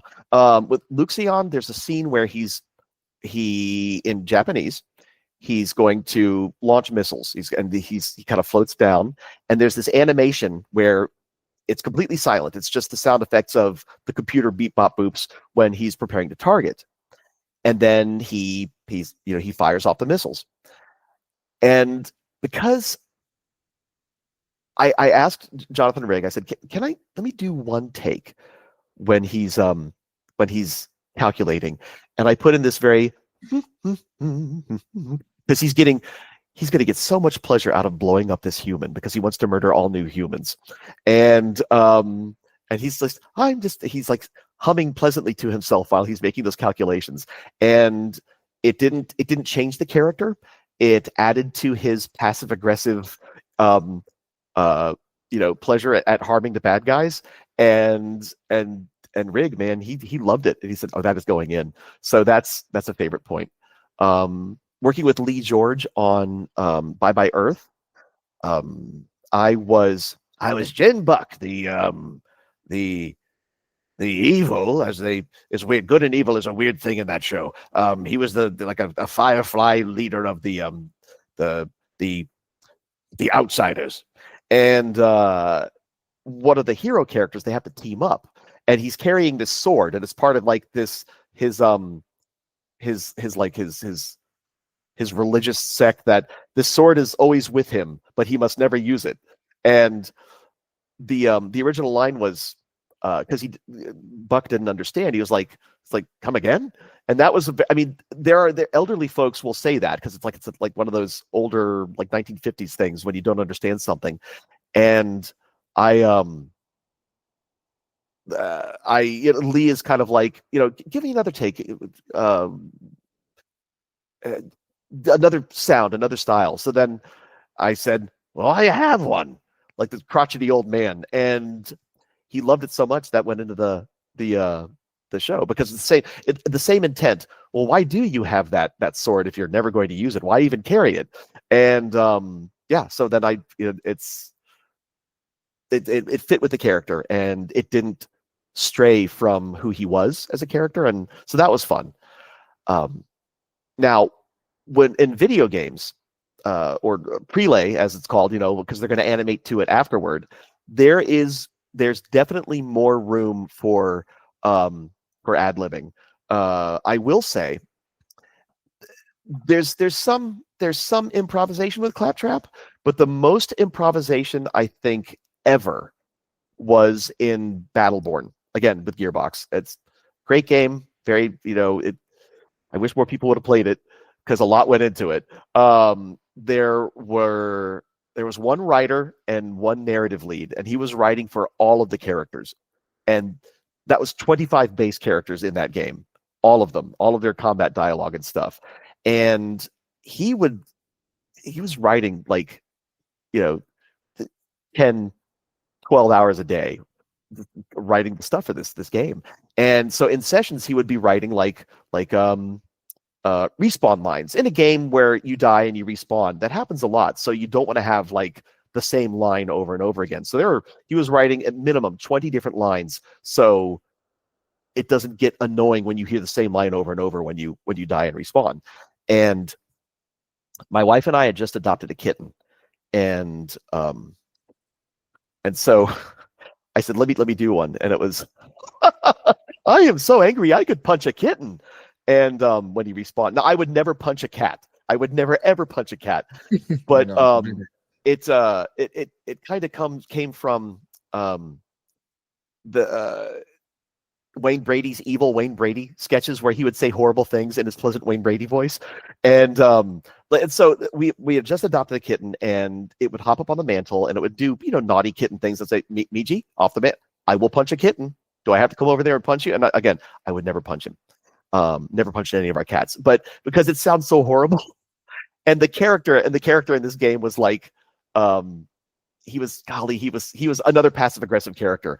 And when I said that, Aaron Lindy, the writer, he just started laughing so hard. He's like, that is going in. There was a lot of improvisation and ad-libbing in Battleborn. And what's interesting is because he was writing those characters, they started with the PvP lines, and we recorded the PvP lines first while he was writing the dialogue for the story. there's the outline for the story, but then, you know, to act the actual dialogue. And he told all of us, he said, our performances kind of steered where those characters went. And so that was probably the most collaborative voice acting experience I think ever, because it was, it was our performances helped build those characters. Like a lot of that came from us, as much as it did. Well, not as much as it did Aaron, but I mean, it was one of the coolest experiences. Here, Gearbox has spoiled me for any other video game company, because working with them has always been a pleasure. You know, it's just that, you know, when screaming and yelling, you know, Joel's like, "Hey, how you feeling? How is your voice?" And I'm a people pleaser. I don't want to disappoint people, so I'm like, "Oh yeah, I can keep going." He actually cut me off in Borderlands 4. He's like, "No, I can hear it in your voice. We are stopping. Nope, we are stopping." Because I'm like, "Well, I can still," because no, we are stopping because I can hear it. And let's take next week off to, you know, so you can fully heal, and then we'll get back. And pay attention. He's like, to pay attention to your voice. I don't want to kill you.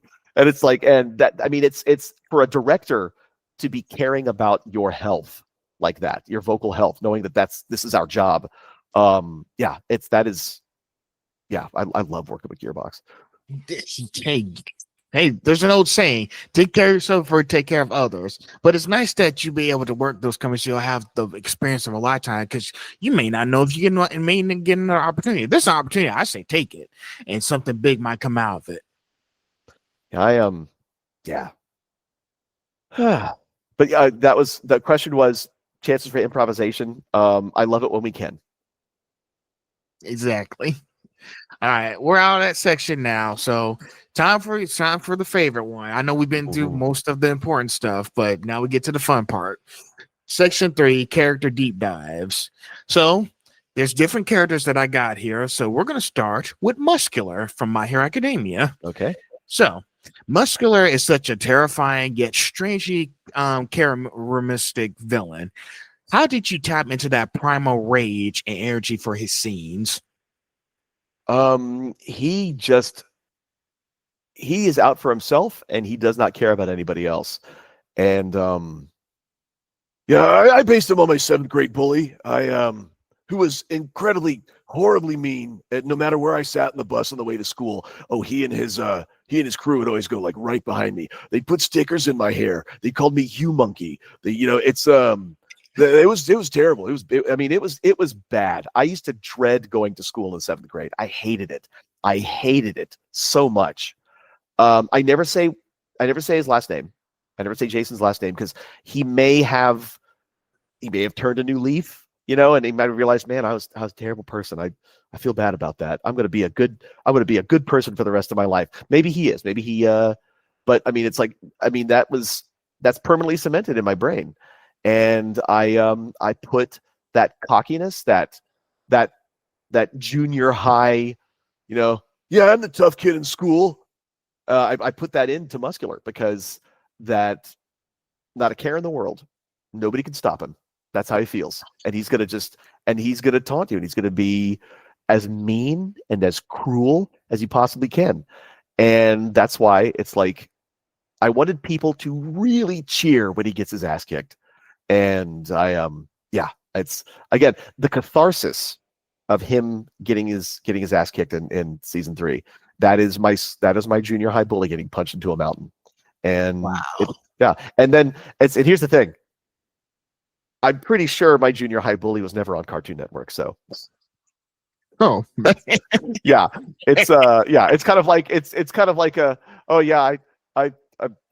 finally beat you somehow, Jason, even though you could have kicked my ass when I was a kid.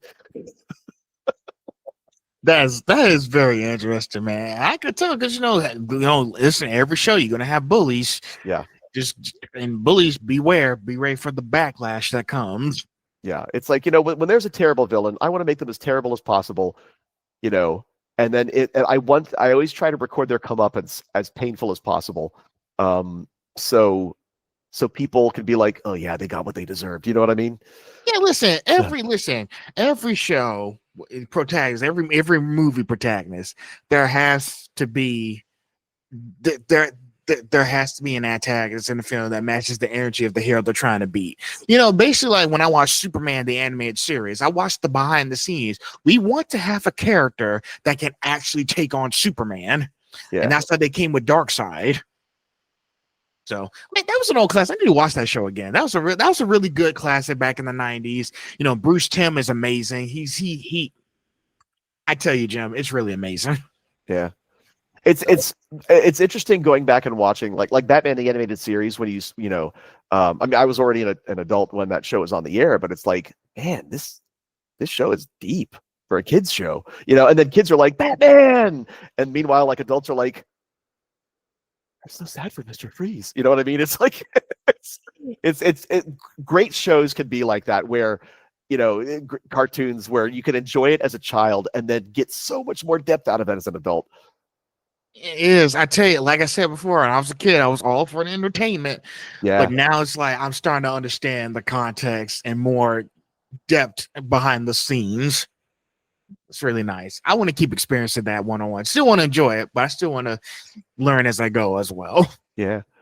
All right. Now here's the next question from Muscular. Now, when you return from Muscular and My Hero Academia season 6, did your performance evolve after so many years?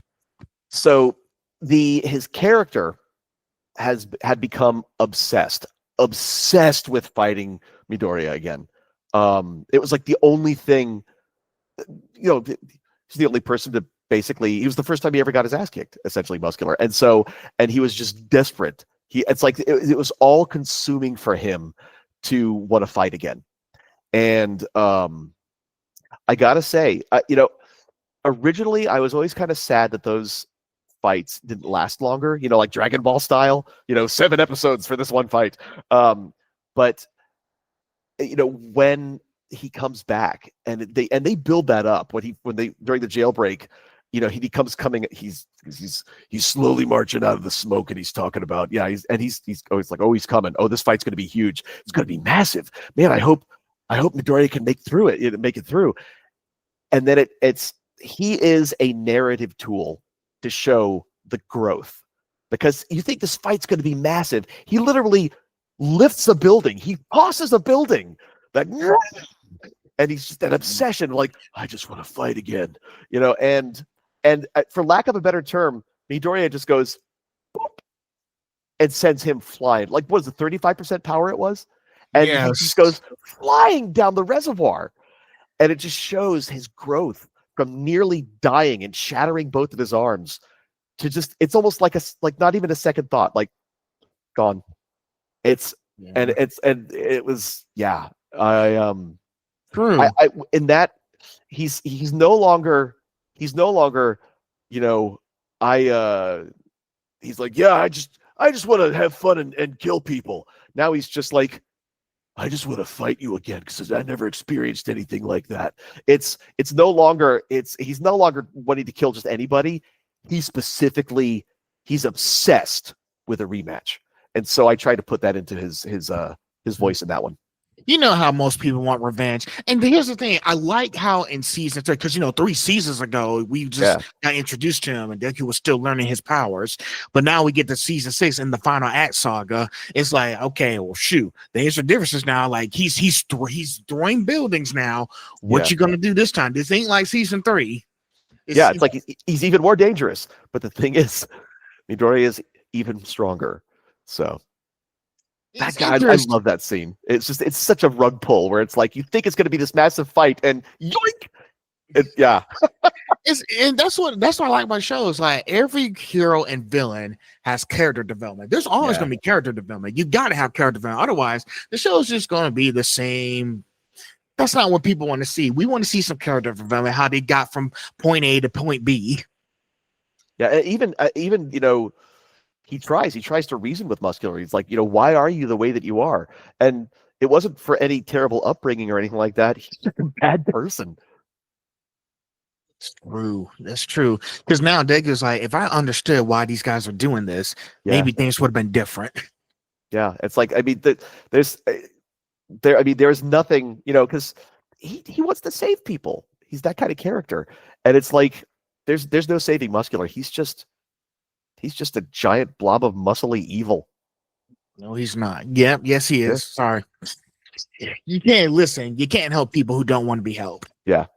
So, but yeah, I just figure, Deku, you did the best you could try to help Muscular, but he's out for blood. Yep. He don't care. No, he doesn't care. Doesn't care. All right, next up, Claptrap, Borderlands 3. We're good. How many times have we gone back to Claptrap? Oh my god, somebody shoot me here. Fans are very protective of Claptrap. How Yes. did you balance honoring the original while injecting your own interpretation? Well, there's already lore of Claptrap that underneath in Claptastic Voyage, he talks a big game, but deep down he's a good boy.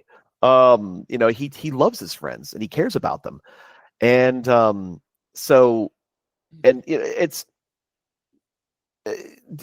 things change in how he's written. Some of the writing, people were. Some people did not like the way he was written in Borderlands 3. There are some great parts in Borderlands 3, though. There's one mission where, oh gosh, he teaches a woman it's okay with spoilers. The game's been out for good Lord, 6 years now. There's a woman who, a long time ago, she was looking for a dance partner in Borderlands 2, and so they come back to this mission, and he finally goes to see her. And she's in a wheelchair, and she's like, "You're too late. I can't dance anymore." And he's like, he tells her, it's like, "But you don't need legs to dance," because he can't go upstairs. He has a wheel, and he dances with her, and she's, he brings the joy of dancing back to her when she thought that, she couldn't anymore. And it's this beautiful little story where that obnoxious, false bravado exterior kind of fades away.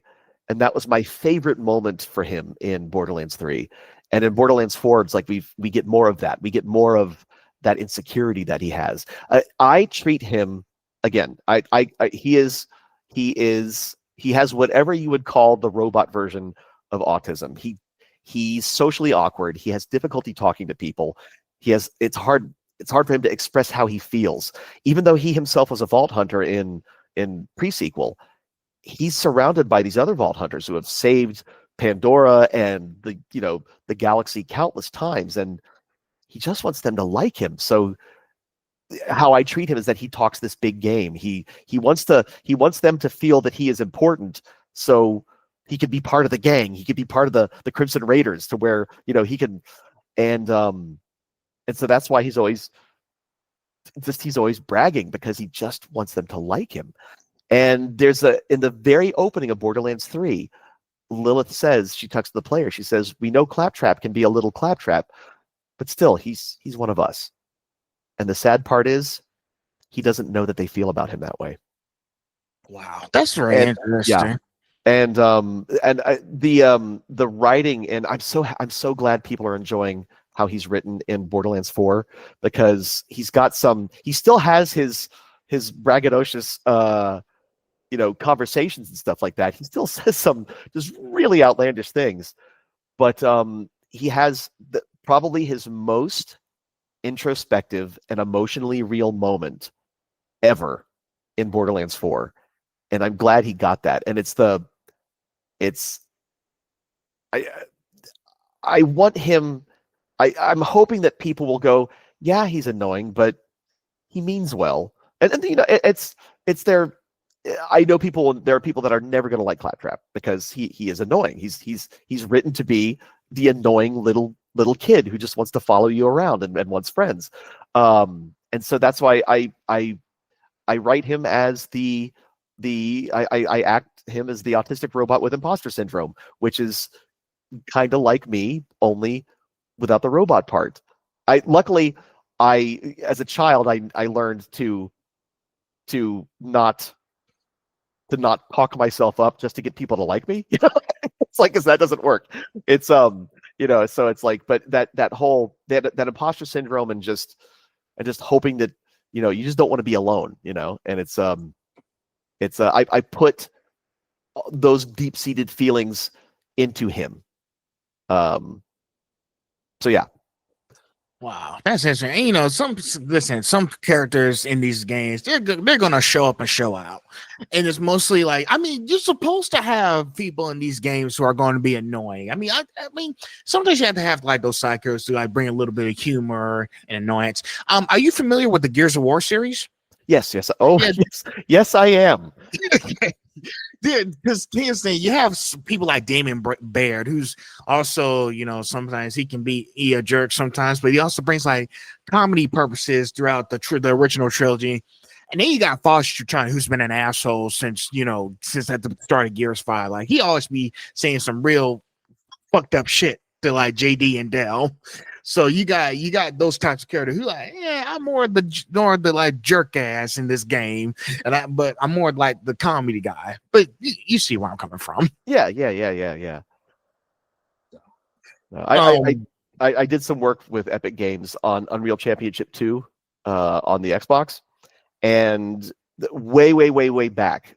This is back when Gears of War was going to be on both the PlayStation 3 and the Xbox before Microsoft bought the IP outright, and they were holding up. They held auditions here in Dallas, and it was like I was on a short list for Carmine, I guess.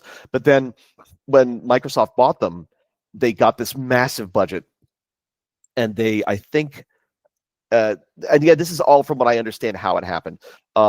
They ended up moving audio production to Los Angeles, and so I don't know if any of the Dallas actors made it into the final game, but yeah, then that took me out of the running because so it's like, well, I was remotely, there was like a 0.2% chance I would have been in Gears of War, but that's cool. I played the game anyway, so. I say they should put you in a Gears of War game. If they don't, shame on them. Who knows? I'm just happy to work. I just like working. So that's all that matters. You enjoy working it. Let's see. We only got 2 more deep dives. Wait, actually 3 more. All right, we're going back to Luxion, trapped in a dating sim. Luxion is a mix of snark, logic, and dry humor. Did you draw on any particular influences for his voice or delivery? Oh gosh. Okay, so when I was working in advertising, sometimes advertising, any job where advertising in a way it's a service industry. You are serving a client. I worked at a video game store for 5 years through school, and sometimes customers come in with unreasonable demands, and and it's. But as working behind the counter, and you're just polite as possible, and it's like this one woman bought a used NES, and the NES, the original NESs were prone to like screen flickering because of the contact. Anyway, to make a long story short, and so the store that we worked for, the owners did like a lifetime NES replacement policy. If it started blinking out, we would swap it out with another one.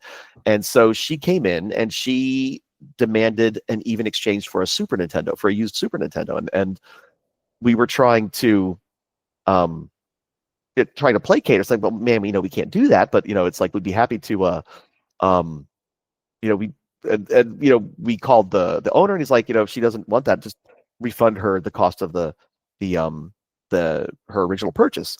And it's like, and she didn't want that either. She wanted a Super Nintendo, and she ended up tossing that NES at, I was the clerk at the time, and she ended up throwing that NES at the manager. And I dodged it. I mean, those things were freaking heavy. And it's, and part of me, and it's like, I always try, I'm just being polite. I'm putting on the, I'm working at the store. This is what I'm supposed to do. And Luxion has that polite, forward-facing voice, but he says the things that he really wants to say.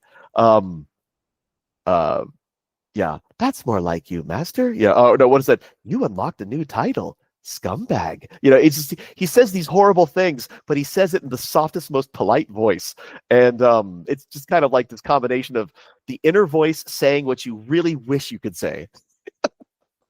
Oh my gosh, that is hilarious. That really happened.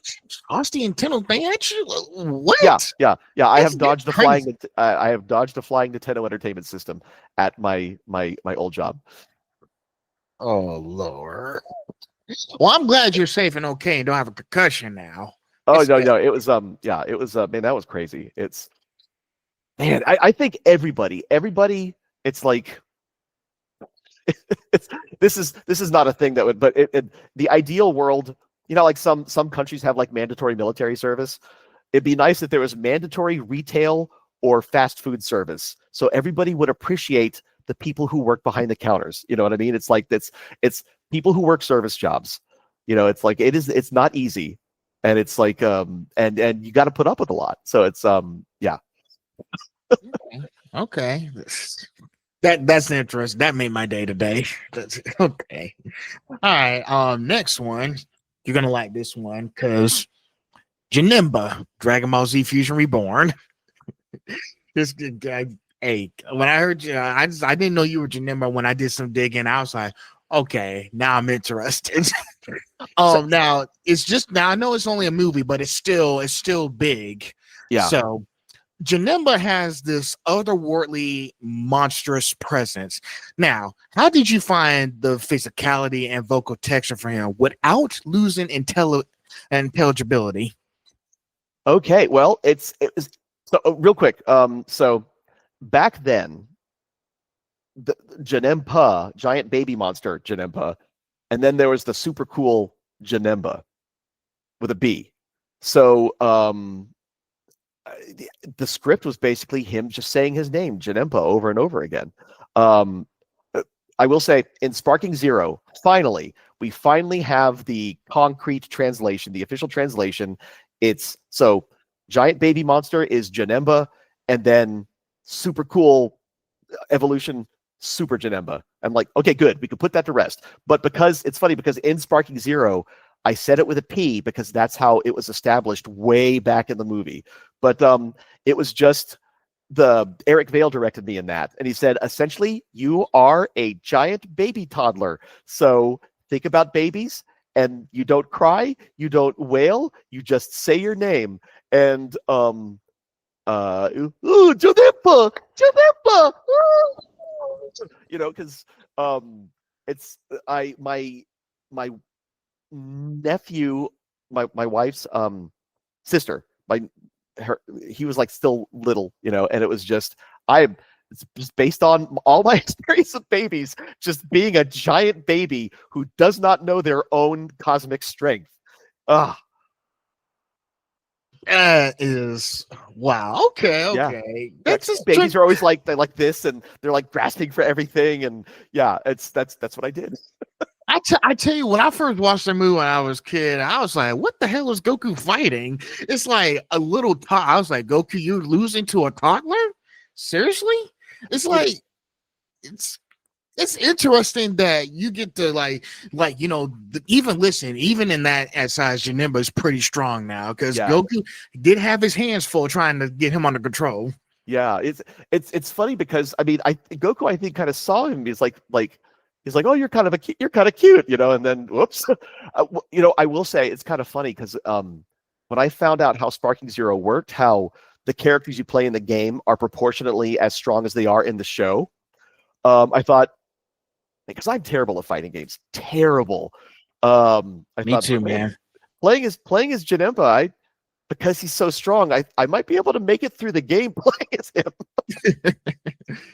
I will say, real quick, at the beginning of the pandemic, when My Hero One's Justice 2 came out, and that was the one that we had dubbed, and so a joint thing between Bandai Namco and Funimation, they're like, oh yeah, we're gonna do like a tournament, like a fight show, with and so they put me as Muscular against Justin Briner, And Justin like was good at the game. Like not just like good for a voice actor. No, he was good at the game. Like good. And I had been playing it and I was just not good. And it's funny because I mean he was just wiping the floor with me like live on Twitch. And I think he realized, oh, Jim's not good at this. So I think he kind of like maybe like dialed it back a little bit. And let me get a few punches in. But then I was like, I'm like, yeah, I'm terrible. I'm saving face. I'm being accurate to canon. I'm letting him kick my ass.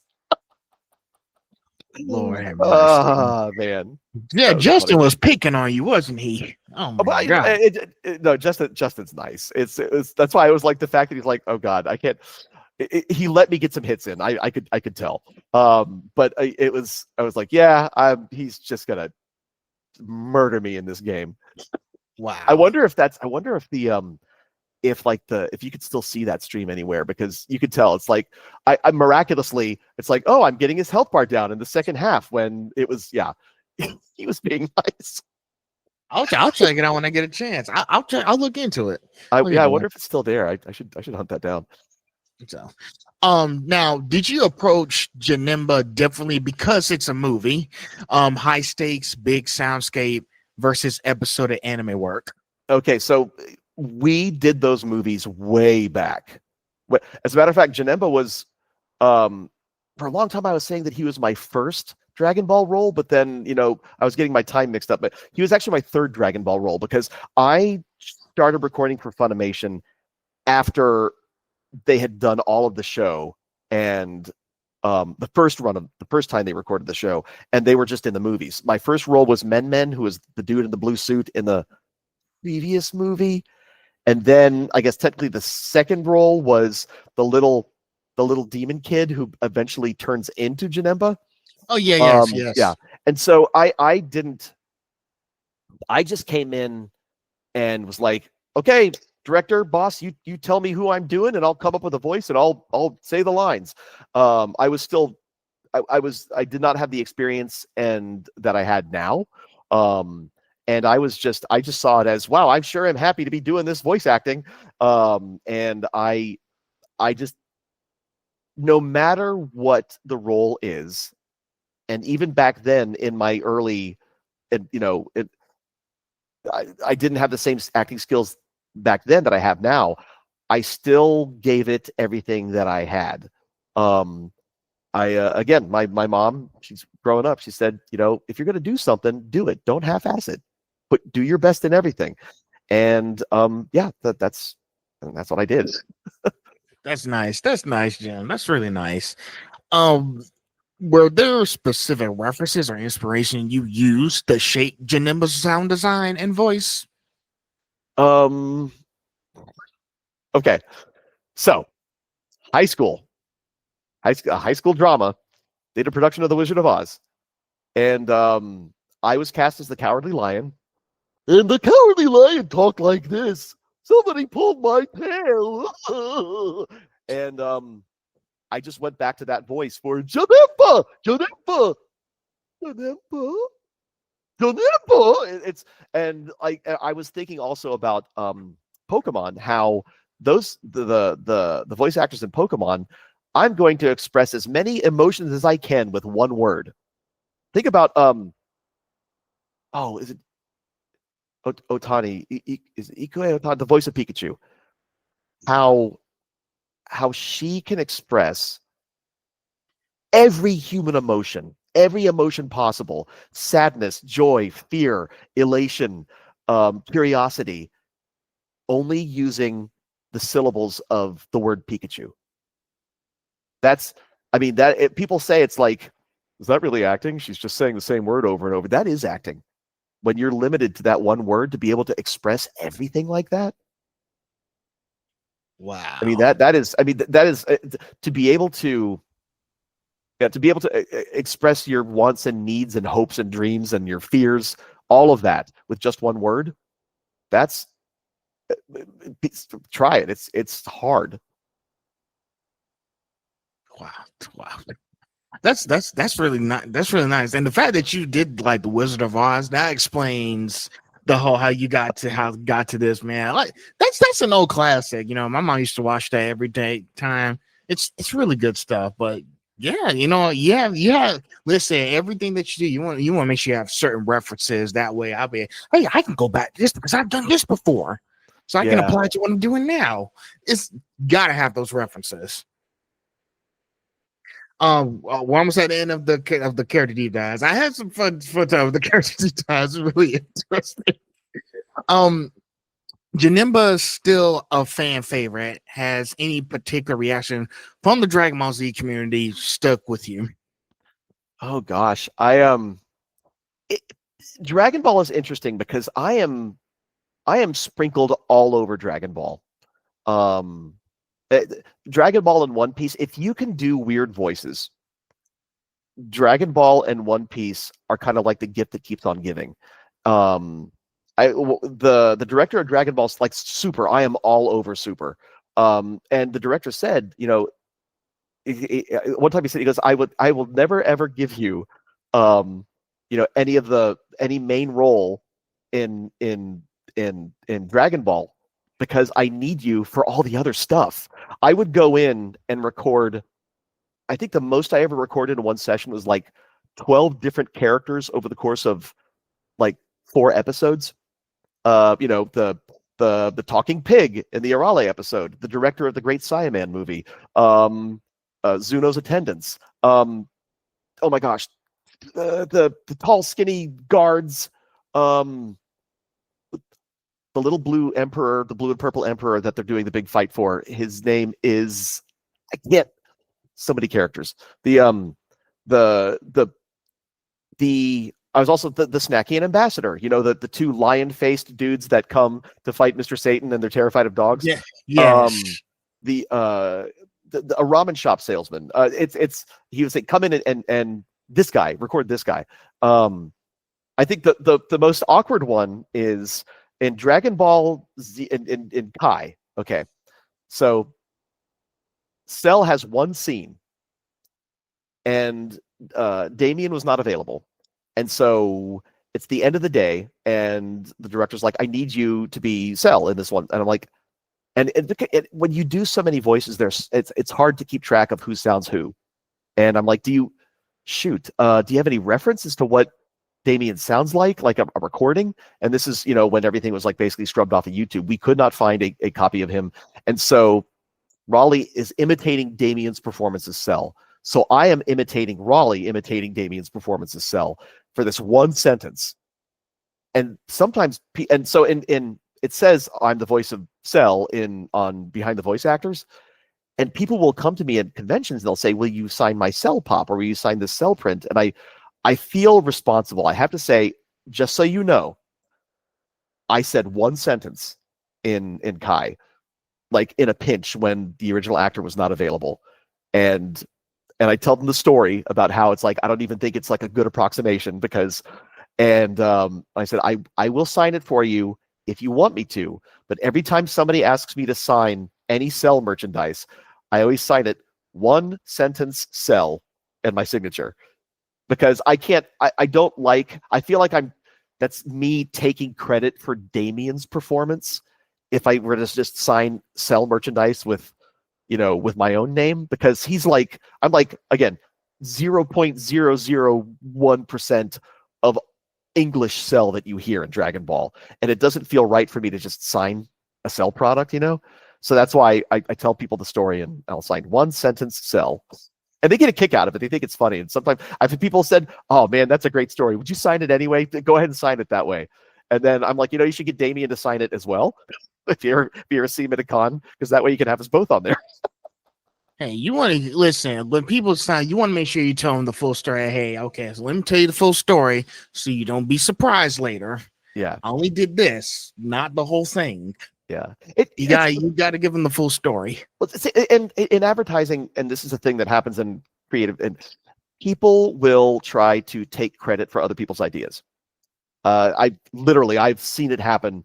I've basically when somebody was trying to do that in a freaking G.I. Joe brainstorm way back, and I was talking with a friend, and this person overheard me, and then they literally said my idea out loud, like they just came up with it themselves. And I said, oh yeah, and I was like in the brainstorm and trying to be nice, like, yeah, like we were just talking. And then I expanded upon my idea that I had because I was thinking of it further than just that one thing that I said.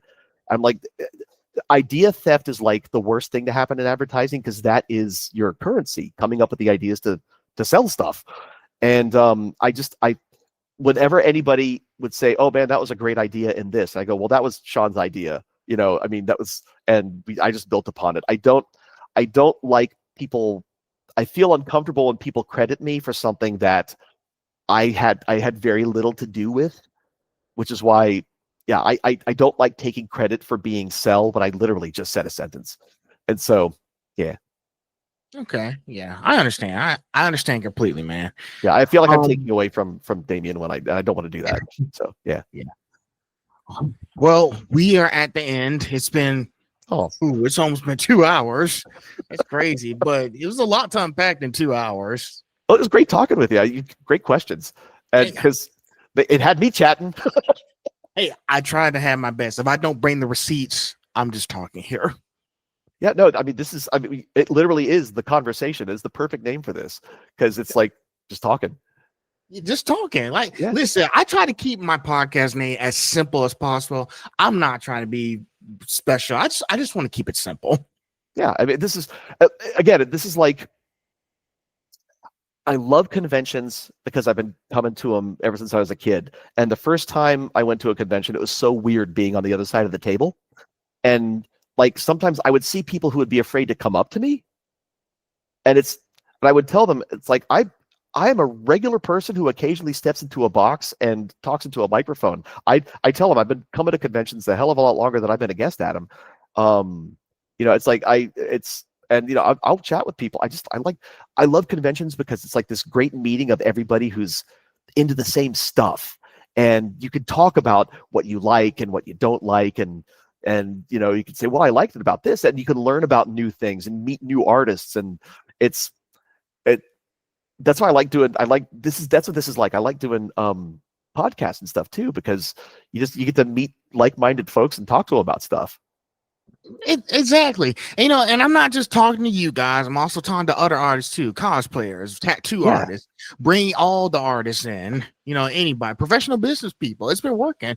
That's why I don't like just an anime podcast or anything. I just keep it simple. The conversation, no filters, just conversations. Yeah, I had a great time. Thanks. All right, let's get through this last section, then we'll be done. So, section 4 is reflections, advice, and life outside the booth. So now I messed up in the order. This last one is supposed to be at the top, not the bottom. Okay. Outside the booth, what keeps you inspired or helps you recharge creatively? What keeps me inspired? Let me see how I can put this. Okay. I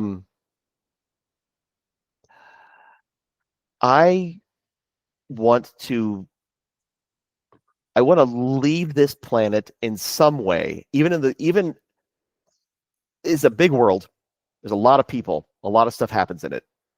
And sometimes people think, in the great expanse of the universe, who am I?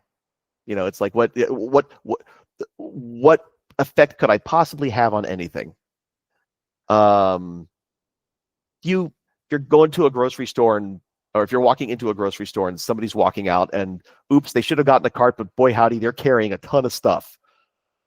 Hold the door open for them. They might not have been expecting it, but I mean, hold the door open for them.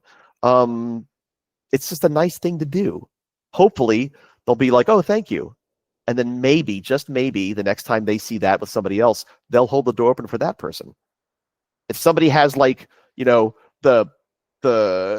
the other day, oh my gosh, I was at one of my favorite restaurants, and the clerk behind the counter had the coolest, she had the coolest nails. They were super sparkly and and I was just like, oh my gosh, your nails are so cool. I showed her my phone because it's my phone's got a glitter, it's that speedboat fiberglass glitter effect. I'm like, oh man, your nails look so cool. And and it was it's a nice compliment. It wasn't creepy or anything like that. It was just oh wow, that's sparkly, cool. And it just, and hopefully she was like, oh cool, thank you very much. It's whatever you can do to be kind to people. It doesn't cost anything. If ways that I can be nice and do kind things and try to do the right things, if that causes a ripple effect amongst people on the receiving end of kindness, I'm hoping to just leave something. I just want to leave this planet hopefully a little better than how it was when I got here, in any way that I can. I mean, it might not be, but I don't want to leave here making it worse. So I understand, Jim. That's really nice and sweet. That's really nice. We gotta, be kind to people, help people. My parents raised me to be compassionate, show manners to people, to everyone I meet, do the best I can. Sometimes I'm gonna make those little mistakes, but it's part of who we are. And it's hard. It's hard. Like if somebody is terrible to you, or somebody says something horrible about you online, and that people have said some terrible things about me, and part of me wants to just go back and go, well, blah blah, yakety smackety, and something. What good will that do? What good does it do? All it does is that it invites more. And it's like, what's the point? Somebody's being mean for the sake of being mean. How is saying something back to them going to make them change? How is it going to make your life better? How's it going to make me feel better? I'm not going to feel better about that. It's like, you know what? People have said terrible things to me. People have said really nice things to me. I'm just going to pay attention to what the nice things people have said. Mm-hmm. It's really easy to fall into being angry all the time. I'm not saying that you should ignore things happening in the world or ignore terrible things. It's like you can be angry about injustice and stuff like that. You can be angry about things that are terrible things that happen. Mm-hmm. But if you let anger consume you and everything that you do, you can't be happy about anything anymore.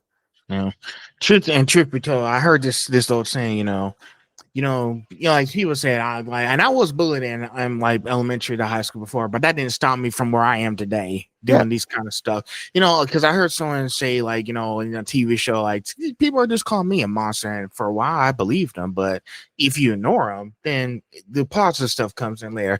And another thing he was saying, and people kept calling you a monster or something, and the other guy was like, "You're only a monster if you let yourself be." Yeah,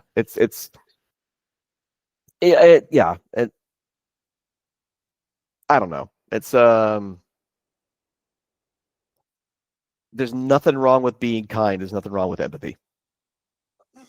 Definitely, man. All right. Now that we got that part, that thing messed me up. Now you voice heroes, villains, and machines. What part of you shows up in every character you play? What part of me shows up in every character I play? Oh gosh.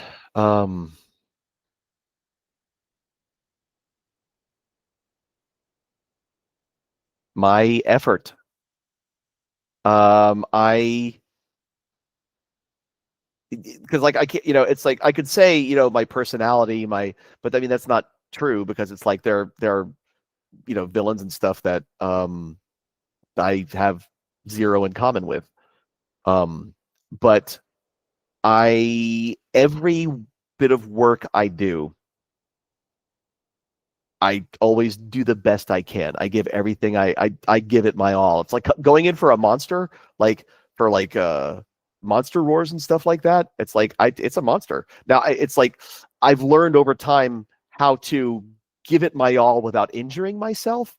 And even then, even this past week, it's like okay, I pushed it a little too far, and I was a little hoarse. But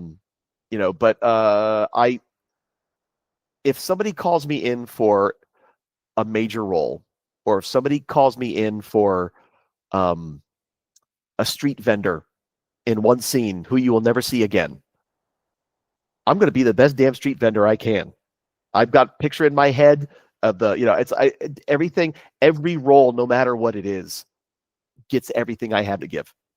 So yeah, effort is what is always effort, Yeah. effort. Because all of you guys in California, Texas, y'all put a lot of heart and soul in these characters. So effort is definitely one of them. Definitely. What do you wish you'd known when you were first starting out, either in voice acting or creative work in general? What do I wish I had known? You could have quit your job a long time, way earlier before they quit you. Part of me wishes I had left my job earlier and gone into full-time voice acting, as opposed to waiting for it to happen to me. If I had basically, when I got laid off, it was like, surprise, you're now a voice actor full-time. Scary. I wish I had the foresight and the courage to leave advertising on my own and start acting full-time earlier. Okay. Yeah, sometimes, and sometimes it's like we don't have all the answers when we first start out. Like, we have to it's back like when I was going to school, I don't have all the answers what I'm going to do after I'm done with school and everything. But the trick is to figure out, making sure we have, as we continue learning, we'll have the answers in front of us when the time comes. Yeah, life is a never-ending learning experience. I'll tell, sometimes I'll teach a class, an acting class, and I say, the point you think you know it all when it comes to your skill, that's probably when you need to be taking more classes. And listen, it's okay to go back to school. Like, I didn't know what I didn't want to do after college, I went back to school. Yeah, I love learning. I'm always learning new stuff. As going back to Joel McDonald, he recently wrote a book called Getting In, and it's about his take on how to get into voice acting. And I was one of the proofreaders. Like, I'm going to read this, and if I see any typing errors or grammatical errors, like when people get early copies to read stuff to say, oh, here, and I read through that book. I'd already been acting for like 20 years, but I learned stuff that I'm like, oh, that's interesting. It's like you could, every actor's technique is different. There could be similarities, but there are different aspects about each of our techniques that are different, and you can learn from each other. And man, Joel's book is good, by the way. If anybody wants a really fun and educational read on acting in general, Joel McDonald, Getting In. It's a good book. I might find that. Maybe they might have it in Barnes & Noble if I haven't found it yet. I don't know. I don't know if it's in Barnes & Noble. I think you can get it on Amazon. I think it's available online. But if you search for it, I'm sure it'll pop up. Yeah. Okay. All right. I'll take a look at that. It might be interesting. And lastly, what advice would you give to aspiring voice actors trying to break into the industry from non-traditional paths or later in life? Always learn about acting. The acting is the most important part. You could do... I'm a character guy. I could do a ton of voices. You don't have to do a ton of voices. You could just be your own regular voice. But if you can act with that voice and really make performances that people can feel, that's where you want to go. So again, range is great, but acting is more important, the ability to act. And I always tell people, again, like I said, voice acting is a never-ending stream of failure, but you get with the occasional success. And that first success might be a little one. It might be being called in for Walla at Crunchyroll, being part of a class of kids, not even a named character, but by golly, somebody brought you in for that, and they wanted you to be part of that class of kids. Any work that you get, that is you working, that is you getting paid to voice act. And don't feel bad about, oh, I only got this, or, oh, it's easy to fall into that trap of like, man, again, I should practice what I preach, because sometimes I think, man, I wish I'd get a lead someday. But and then I think about it and like, yeah, that's true. But it's like, I'm a working actor. which is, it's really hard to do. You know, I'm like a squirrel. I put all my acorns in the Bank of America tree. You know what I mean? It's like just, you gotta stick with it. If you really want to do it, it is going to hurt a lot. And you gotta be ready for the rejection, because there is a ton of it. But when you land that role, when you land any role, it feels good, and you hold on to that good feeling. Because when you feel like you are not good enough to do it, or you feel like nobody likes your work, think back to the time where somebody did and put you in a thing. And you hold on to that, and that will carry you through until the next time you land another role.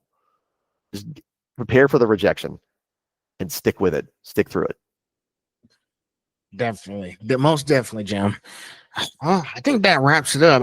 Shoot, by the time it'll be on, I was wondering, like, did you say like time? I was like, I hope we don't go for 3 hours now, because that would be insane to have a 3-hour podcast. Maybe somebody has a long drive, you know, cross country or something, and we'll just be a little blip in their drive if they listen to it. That might happen, but I think you've enjoyed our conversation today. I always ask my guests if they enjoyed themselves here. I did. I really did. I know I had some very enticing, powerful questions. Phenomenal. You know, like I said, I always bring the receipts. If I don't bring the receipts, then we're just gonna be here talking, and nobody wants to do that. Effort. Definitely effort. Questions were great. Fun answering them. Thoughtful. Like a lot of your questions maybe had me thinking. It's a good show. Had a great time. Thanks. I appreciate it.